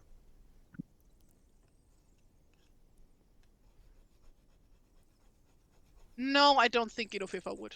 Okay. Like, this is not her place. This is not her town. This is not her business. Okay. In that case, I would like, let's see. Let me have you roll this, actually, Tari. Roll a 1d6 for me, please. Oy vey. Are we doing even or odds? That's 5, uneven. 5. So Bo does win the vote. Nice. Here. And Bo becomes the leader. He looks most uncomfortable wearing the chain of office, and in fact, pretty quickly he ends up. How did that saying go again? Or something like sits.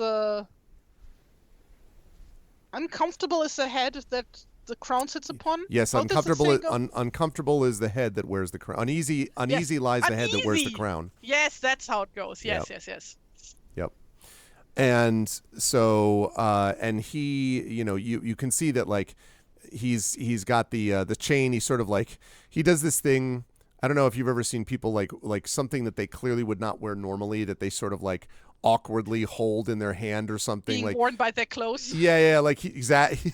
That's a good one, actually. I never heard that before. Yes, exactly like really? that. Yeah, I never heard that phrase. That's good. That's exactly what this is like. Like you can already tell that he like sort of is. It's almost like the guy who like wears jeans but then a suit jacket because he's like he can't just deal with wearing a suit. That's sort of like what we're dealing with this too. So he's like, got the chain wrapped around of office kind of wrapped around his wrist sort of thing. And his act upon becoming leader, first of all, is, having done so, his first act is to talk to the villagers, and it's still unclear whether or not, Genevieve, whether or not they're going to stay in Herrogate. It's unsure. But in the meantime, his second act is to reward you with treasure. You are going to get a total of loot. 8 pounds of silver. Oh, sweet. And so that's going to be useful in paying your followers, which please don't let me forget, we need to do that next time. How do I write a pound sign? God damn it. It's like this weird like L symbol, basically, a kind of weird. Yeah, I got it. I think I wrote it the wrong way around, but I got it. Yeah. And let me just make sure I know about this one thing here. Okay.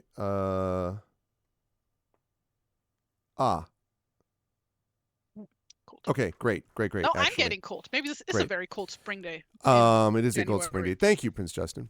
So he, so that's his first act. You also, he also, speaking to you, gets several bits of information.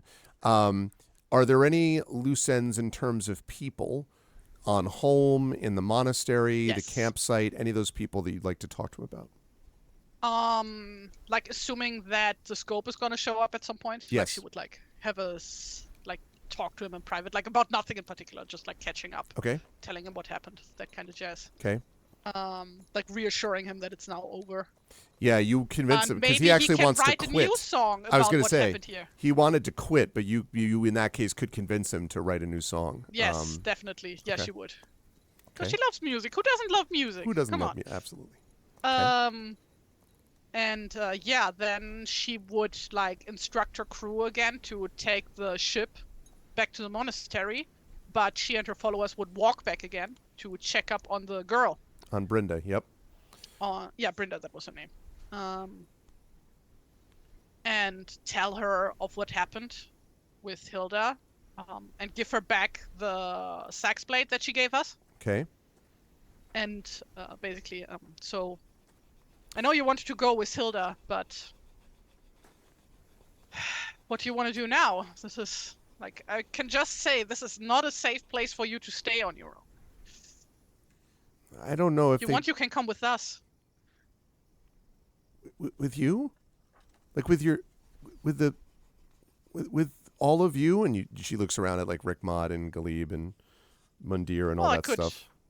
Have you joined the crew? The thing is, I used to be, one of the people in charge of like cooking and the kind of things, but ever since I was elected new leader, didn't really have time for that. So I guess there's an opening there.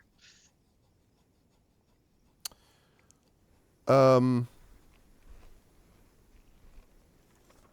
me see something. And if you don't like that, I can probably set you up back home in Xanten if you want. I am. Or another option, you could still go join people in Herrogate, but you didn't sound so excited about that, or the monastery. Okay, let's see. So,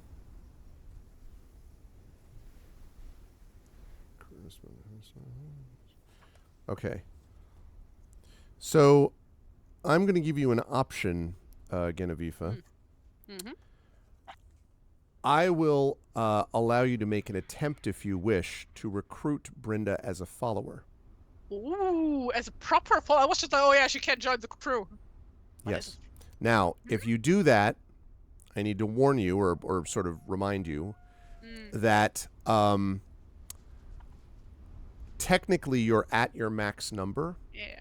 So you would need to have one of your followers would need to step back and become part of like, the crew of the ship or something, but would not be an official follower.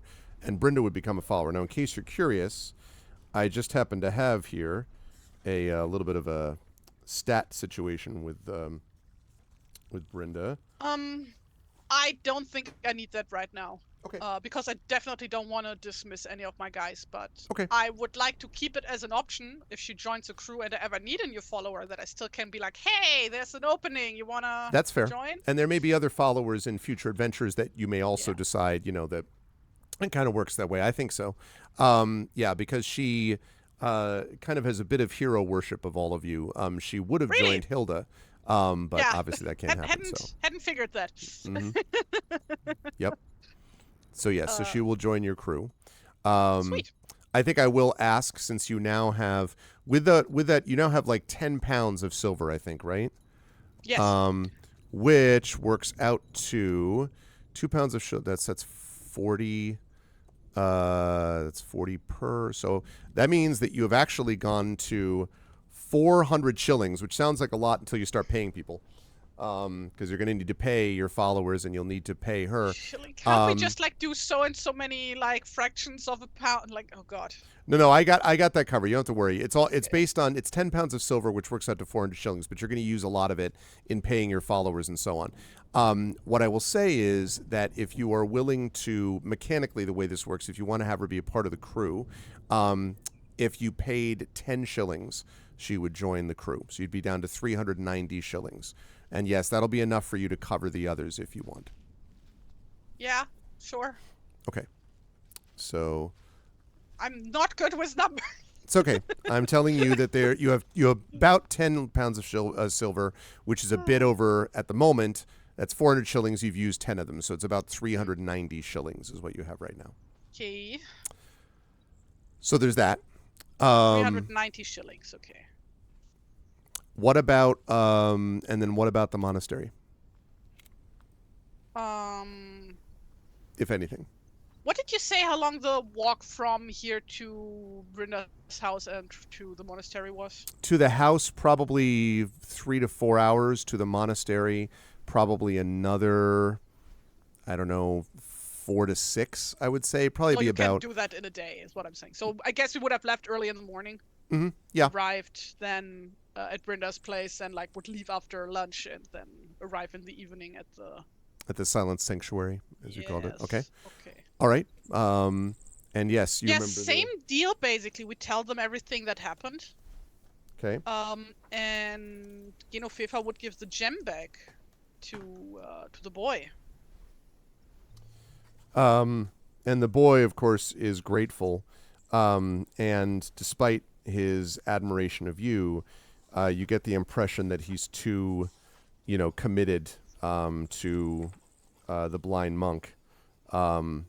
To oh no, she wouldn't ask them along. No. Yeah, I was going to ask about that. Yeah. Asking Brinda along was literally just, hey, you live in like a house that's gonna fall on your head any minute now. Yeah, exactly. Alone. As a child, this is not happening. Yeah, are you going to ask the village actually? Do you want them to help rebuild? Like, what are you going to ask from the monk? That's up to them. Okay. That's not Fifa's business. Okay. Just like informing them what happened. Like basically, I'm imagining this like, yeah, we are just in time for dinner, and so we like sit down, eat, and like would like tell everything that happened, and then like Fifa would like get the gem back out again. Okay. And then I guess we would leave again in the morning. Okay. Leave for Xanten, I guess. And sort of at that point leave if I'm getting that properly. Yeah, unless there's like anything else coming up where it's like, hey, no, need to do this and that. Don't care to go back to home. Honestly, last time we went there, we were all stabbed to death. So I'm good with that place for now. Mm-hmm. I'm sure the scope or somebody else is going to tell them what happened. You would think. Not my business. So yeah, like I guess, unless you have anything else to add with this, then I would say no, except to say one thing, which is that as we sail away, I guess from Fifa would like do one more thing. Oh yeah, go ahead, do that. Do that. And that is like at an opportune moment, at a quiet moment, she would like stand up at the helm of the ship. And is the helm the front or the back? The helm is the front. I don't know English terms. The opposite of the helm. Well, you have the stern, you have the bow, which is the front, and the stern is the back. Is that what you mean? The stern, okay, would stand at the stern. and toss Thorfinn's weapons in the water Oh, with a okay. prayer. What's the prayer? Like basically sacrificing them to the three sisters. Ah. Would be like one of those often repeated prayers, like nothing in specific. Mm-hmm. Basically something thanking for the good fortunes, basically, that we live to see another day. I think then as you do that, although I am tempted to have a tentacle grab the thing from the water and then bring it, but no, I won't do that. As you sort of toss it into the water, I would say that as you're sort of heading back, you have a dream that night. And in the dream, you see the mangled body of Thorfinn, but then it is replaced by the terrifying face of the Drake. And then the people of the village, and in fact the people of this trip, Ursa the fisherwoman, the blind monk, the nameless boy, Brynda, Bo, obviously Hilda. And as you're sort of thinking about all these faces, you see behind them in your dream, you see three women that remind you a little bit at first of Rickmod. And they're sort of standing around this fire, looking in your direction. And as the things that those images in your mind of the people of the village gradually fades away, you can see these three women, and they're sort of like looking at you. They all look old, hunched over, and sort of grinning, not totally pleasantly at you. And behind them, you see something moving. It is, as you see in the way of dreams, as the light somehow comes up on it, you see it is a massive serpent moving back and forth next to the three women. And they look at you and smile unpleasantly as the serpent winds around them. And that's where we will bring our session to a close. In case you're curious, chat, the next adventure is called The Witches and the Worm. By the way, this you also have leveled to level 4. Sisters, huh? Yeah. Let's go. Level 4, by the way, Genevieve. You are now level officially 4? level 4. 2. You were level... I had you at level... Oh, did I have you at level 2 or level 3? What were you at? I've written down level 2. Okay, then you're now at level 3. I might have just written it down wrong. I mean, I did have my hit die wrongly marked down. Yeah, I want to double check. Whatever level you were, you leveled up. So, well, I mean, you can just like backwards construct from my hit points. Because I have +2 constitution bonus. Right, and you had 25 hit points, which means... Oh, that's cool, Deserted. That means I can't be higher than... what is it? Well, your hit dice were 1d8. 16 plus 4. Right? 16 plus 4 is 20. So I think actually you must have been level 3 then. Yeah, then I have it just wrongly marked down. That's possible. Okay, so you are now level 4. And thank you, Emily, I'm glad. I appreciate that. So level 4, the Witches and the Worm. So yeah, you're going to have to go take a look and see what it is that you get. Yes, and I'm glad. I did not want to, even though this took us, quite to the end where I'm going to now have to wrap up pretty quick to get to the next one. I am glad we didn't rush it because this was a 6-part adventure. There's a lot that went on in this one. Yes. And I do want to encourage you, by the way, or I don't want to give anything away, but I do want to say that I know that this particular session had a lot of combat, and that meant that Genevieve was not at her absolute best because of that. However, I do want to say that will not necessarily be the case for the adventure to come. I'm not saying there won't be any combat, but it may not emphasize it quite as much. But also, and more importantly, there were several moments that had Genevieve not done what she did, you probably would have lost the fight. The 2 examples that I can think of are, number 1, the moment where you're basically intimidating Well, first of all, you had the +2 dueling for Thorfinn's. That was good. And actually, you essentially used Thorfinn as bait for the Drake, which meant that you didn't have to go fight him in the cemetery, which might have been harder. And then the other thing, most important, is when you decided to retreat into the hall. Because I thought what you might do is that you might just sacrifice Mundir and be like, well, it's been a good run. God, no, I'm not going to sacrifice my boys. But I didn't know. I was like, are you going to do that? Are you going to run away? Or what are you going to do? Never on purpose. But the Drake at that point was just decided, like, its full attention was on you. So Fifa would sacrifice herself before she would sacrifice her followers. Okay. It's good because the other thing was that by putting him in there, it allowed you to get a couple of free attacks on him while he was smashing his way through the longhouse, to get in there and attack you. So that was also important to basically, you basically did everything you could. You spent your followers to try to basically act as human shields. Before they died, you pulled them out. And then you also managed to get inside the longhouse and also got in a couple more hits. And of course, the weapon was important, but there is a world in which you never reassemble this weapon. And if you hadn't reassembled the weapon, you're not, I was worried I needed more parts for the weapon. Nope. Maybe. Just the crystal, the seax, and the blade. No, that was it. Oh, good. Those are the 3 parts. But there were moments in this adventure where I thought we were going to get them all. From the monastery, what got one from the road, we got from the island. There must be a 4th part in Herrogate. Yeah. No, it's the rule of 3. It's the rule of 3. I also like the relationship that you had too with Bo. I was sorry about Hilda. I mean, again, dude. I was sorry about Hilda, but it's just, it's a creature of vengeance. I mean, it was one of those ones where I was like, there will be other ones that are more like this, but this is the thing, Chad, and I'm glad that everyone had a good response to it. This is not heroic fantasy, right? Not in a way. It's kind of a, it's old school heroic. And there is heroism in survival. I mean, listen, most of the villagers survived, right? Most of the village is preserved in some capacity. The blind monk and the nameless boy are preserved. Brynda is preserved. So, home remains in its place where it was. The truth has been restored.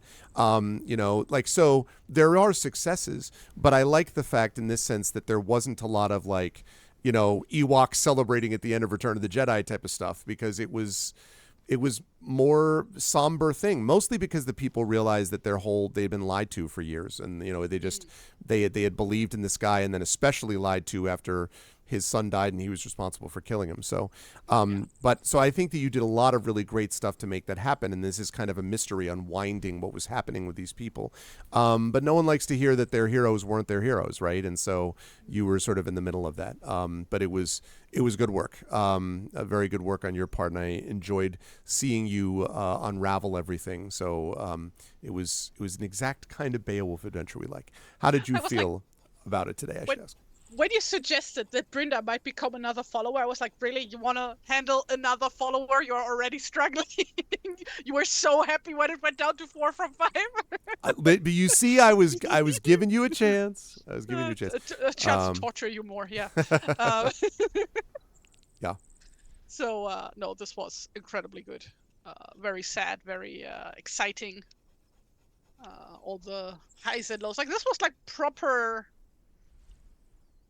I feel like from this game you get because it's just the 2 of us playing, right, instead of a whole group, you get more of these I don't want to say scripted events, but more it feels like this is planned by a proper writer as a written story, if that makes sense. Yeah.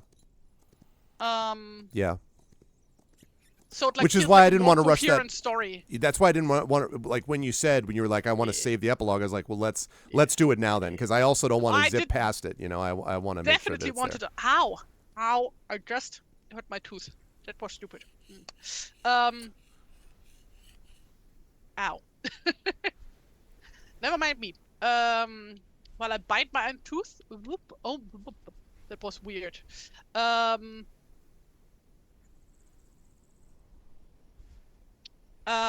What did I mean to say? What were we talking about? We were talking about you were in the ending, how you wanted to handle the sort of dismount and everything. I definitely wanted a proper epilogue. Yeah. Not rush it, because this is important to me. Tie up all the ends, Yeah. No, for sure. And it is kind of, that's one of the reasons, that's what part of what we tell the stories for, right? Is to see not just the sort of plot unfold, but the effect it has on the people who are within it. So, and you're right, that gives us more opportunity to do that when you have the two people playing. And so yeah, I enjoyed watching you kind of because it was clear, especially, and I knew especially the Hilda thing. Like, I felt very bad for Hilda. I really did. I just I don't know. It is what it is. Like, there wasn't a whole lot that could be done about it because he was a creature of undeath, unfortunately. And even then, there was a chance that there might still be a bit of humanity left, Well, there was a little bit because he was getting disadvantage on a lot of his attacks because of the presence of the axe, but also because of the presence of Hilda. In fact, that part I'll say is even written into the adventure about that the presence of Hilda, it didn't specify whether alive or dead or largely dead. The presence of Hilda has an effect on his attacks. So yeah, that was the deal. So yeah, it's not a happy story, but it is a story in which there is, some was epic. hope Was that comes really out epic. of it. That's good. That's good. I'm glad, and Really I'm glad that you were you were the player that made it possible for it to be that way. Well, I'm glad for being here. Playing with you is awesome. Always, it's always a lot of fun doing really that. Good. Like, don't really get like those moments where it's like really just like back and forth, like proper in-depth character role playing, like with Bo earlier. Yeah, like, That is. Yeah, I love that sequence. Good shit. I did love that sequence because I totally imagined. I know you do this too. I was totally imagining like the two of them sitting there and. Bo being like, this all sucks, and Genevieve being like, well, you're probably the best leader, and Bo being like, well, yeah, like, but that sucks too, because really you're like, well, who sucks, else? And you're like, nobody else. Yeah. He kept trying to be like, you should be the one. You're like, yeah, no, I'm gonna go be a hero. An outsider, madness. Yeah, also, exactly. Better things to do, honestly. Well, that's what I was thinking about Imaginary when you said the whole thing about Buy the Dice Roll playing an adventure in Conan the Barbarian. Like, I just have the image of like Conan, slumped on his throne being like, this sucks. I don't want, like Conan doesn't want to be a ruler really. He says he does, but he wants to go out and like, swing his axe and do stuff. Like, doesn't want to be running taxes and, figuring out scared levies. Of magic. And, yeah, you know what I mean? Like, so, Oh, no. Conan was quite smart. I'm not talking about that, but he gets bored if he has to sit around and listen. You know the deal with this, Triffid. The end of, Ulysses, it little profits that an idle king should sit and listen to the blah, blah, blah, blah, blah, right? Like, Ulysses, right? He doesn't want to sit there and listen to people. It sucks. He wants to go out and, recapture his glory days. Yeah. So, but it was great stuff, Tari. And also another scene I'm very grateful for that I got to do that was like the whole, like, asking Arn to stand down. Like, yes. That was fun. Yes. Yes. And I wondered a little bit about that. That was, because obviously you remembered, the effect that had with Hilda. And that was interesting because it does sort of fit Genevieve, that Runesild wouldn't do that, I assume, right? Runesild would just be like, go after her and like attack directly. This would have gone completely different with Runesild. Yeah. Like, my God, Runesild would have not tried to go for a peaceful love. She would be like, oh, cool, let's go kill a monster. Yeah, exactly. Let's go. Exactly. So I really like how Genevieve has developed as a character where Genevieve has not become like, I really am Runesild, although she can, kind of come close to it at times when she wants to, but also that she's going to, obviously I imagine she will grow into the role, but she's still going to grow into the role in her own way, not grow into the role as Runesild, so. Like, she's like basically just like, whenever she's like doubtful of what to do, then she's like, hey, what would Runesild do? But ultimately she's like her own person. Yeah. Like, which is great. It's what makes her interesting. So, all right, Tari, I gotta get moving here. So, where will so it's great work today. I already know the answer to this, but where will the folks see you next? Probably is it next Tuesday? I'm like on for like a lot of Tuesday. Aren't I on for like 3 weeks? 3 in a row. We got Game Book Illustration stream next Tuesday, where we wrap up Skylord, and then we're back to this. New adventure. Nice. So basically making up for last month because I was so sick. It's not fun. I couldn't go to the amusement park like I had planned. It's too sick to go. Well, I'm glad you are feeling better now. Yeah, I am too, believe me. Yes. Yeah, I'm glad you're feeling better now, just in time to defeat an undead thing. So. Yes. as one does. So yeah, thank you very much for having me. Next Tuesday here, same bad time, same bad channel. You can follow me on Tumblr, on Blue Sky, and on Kara at TariToons, where I post my art. And that's me. Very good stuff again, Tari. It's always a pleasure to do this. And yes, chat, Tari Tuesdays will continue next Tuesday with the conclusion of the fighting game, which I'm really looking forward to because it's been a couple months since we were able to do that. So the fighting fantasy game book illustration stream of Skylord, where we will wrap up that book at long last. So that'll be happening as well. Chat, can we get some love for TariToons? Tari, good work tonight, and I will see you next week, actually. Thanks for having me. Bye. Bye-bye. Au revoir. All right. TariToon Tuesdays will continue till morale improves. That's funny. All right, good stuff. Well, really enjoyed that. And again, what I really like about this game is the fact that it is unapologetically what it is. Right? So my favorite kind of thing is fully heroic fantasy, which means that I really love them. I do like, I mean, I heard the thing about Greek and Roman being more about triumphalism. I probably am a little more myself in the triumphalist camp when it comes to different kinds of role play. But I like this because and I think in particular as a duet system. I'm not sure whether I would like Beowulf as much as a group system. Just because I think there's so much emphasis on the individual hero role play. So having an opportunity to do this with them is, hey, what's up, Chris? Good to see you. Good to see you, my friend, and welcome, everybody. So yeah, it was great to really get an opportunity to kind of delve into that. And The Witches and the Worm is weird, and I'm looking forward to it. It is the next in this, which is the Trials of the Twin Seas. So we have now done the one that was called Horror at Herrogate. And the next one is called The Witches and the Worm. So I'm looking forward to it. It's going to be great. And it's going to be a good time. Oh, I'm glad, Emily, and I'm glad it was a fun game to watch, Triffid. You all folks made it. And also, again, you're going to have to back us up so that when everyone's like, why are there no inspirations left? You could be like, so there was a dead guy, like we had to use a lot of inspirations to help out Artari, but we did. We made it. We got through. We survived. We managed to get through. So thanks to chat for all the inspirations that we had. And now you just got the rest of the month to get through with the inspirations that are there. Remember, you can always get more if you support at a high enough tier, or you can always. Inspirations are more available. But all right, I got to get going because I literally am supposed to be over at GOG.com in like a minute. So I got to get moving. Tari had a boss fight. It's all the explanation needed. That's true. And it's about tale telling, right? That'll be a part of that as well. So chat, I got to rise up on out of here. Again, I want to thank everyone for making this an awesome stream today. Please follow the channel. Check out my YouTube with !ArvTube. Thank you for watching over on YouTube. Discord is !ArvCord. You can hang out with us in between streams. Twitter, !ArvTweets. Blue Sky, especially want to send you over to that and my YouTube channel. Please do subscribe on my YouTube channel. We're moving in on 1,100 subscribers. It's free for you to do that, but it really helps us out and our algorithm. So please, please, please do subscribe over on YouTube. We will be at a new record every new subscriber we get. So please join us over there. Again, Twitter, I'm trying to push people away. You can follow me on Twitter if you want, but the real one I want you to follow me on in terms of the social media stuff besides YouTube is Blue Sky, !ArvSky, because I'm over there quite a bit. TikTok is !ArvTalk. Again, for those of you who missed this, I have a social media manager who's coming on board and is going to be helping stuff with Gen GMs, which is the show that I do with Zach Clay, my channel, and also also By the Dice Roll, which plays over on GOG.com right now. So there's that. Then we've got, let me see, that was our tweets. I don't think I have, let me just double check something today. Do I have, one second. Okay.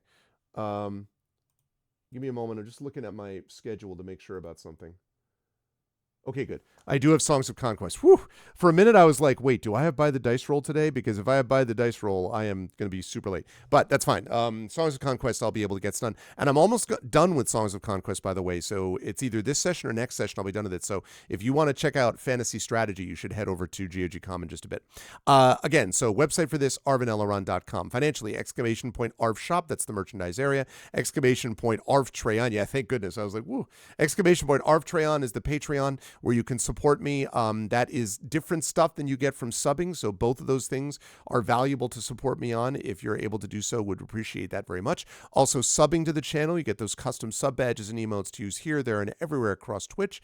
On the publishing front, exclamation point Icarus is my graphic novel from Athos Arts. Exclamation point Library is my Tales and Tomes from the Forbidden Library. That's my 5e adventure and sourcebook from Alligator Alley Entertainment. And speaking of Alligator Alley, they will be responsible for the Greyshade tabletop role-playing game. Exclamation point Greyshade gives you the 3 books from the amazing Athos Arts, Greyshade, Renegade, and Heretic. Those are available there right now. Also, the audiobook of Greyshade from Trent Sparks available there right now. And you can pre-order that tabletop role-playing game I mentioned based upon my Greyshade universe, which is called Greyshade, being done by The Rising Tides, Brandon O'Brien, and Alligator Alley Entertainment. That will be out this year for sure. It's going to be out in the summer of this year. So go and pre-order it now, because as we just saw, pre-orders are love, pre-orders are life. Please do that.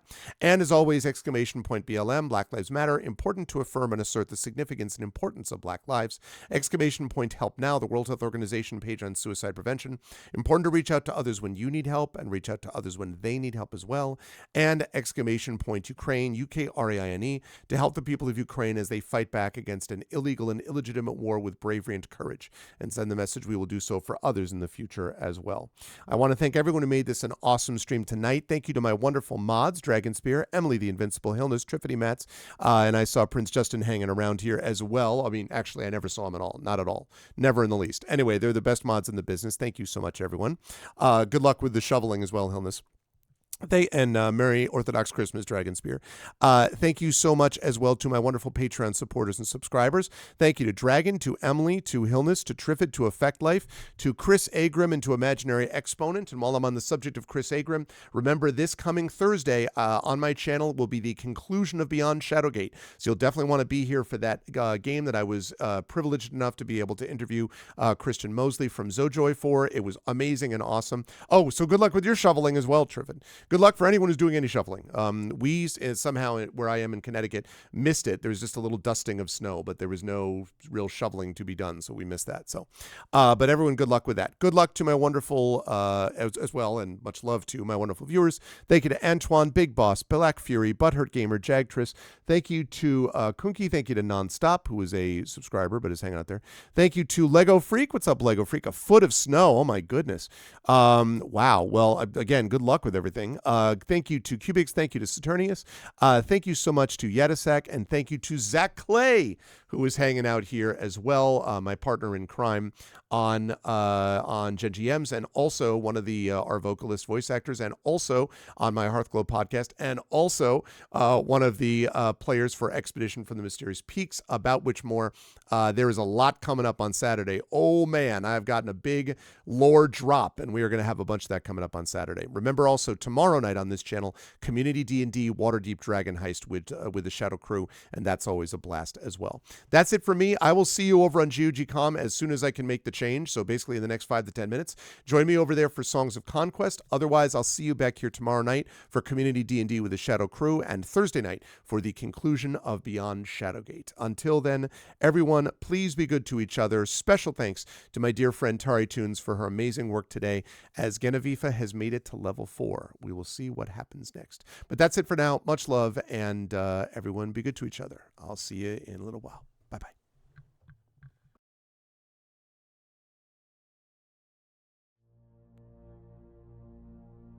Then on the strand, with steeds and treasure and armor, their roomy and ring-dight ship was heavily laden. High its mast rose over Hrothgar's hoarded gems. A sword to the boat guard Beowulf gave, mounted with gold. On the mead bench, since he was better esteemed, that blade possessing heirloom old. Their ocean keel boarding, they drove through the deep, and Daneland left.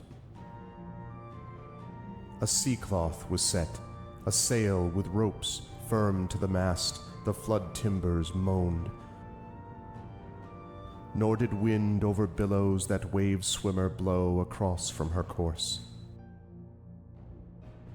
The craft sped on, foam-necked it floated forth o'er the waves, keel firm bound over briny currents,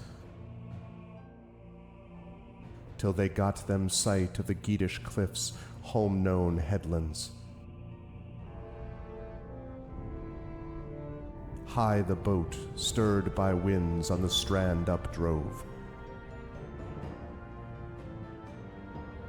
Helpful at haven the harbour guard stood, who long already for loved companions by the water had waited and watched afar.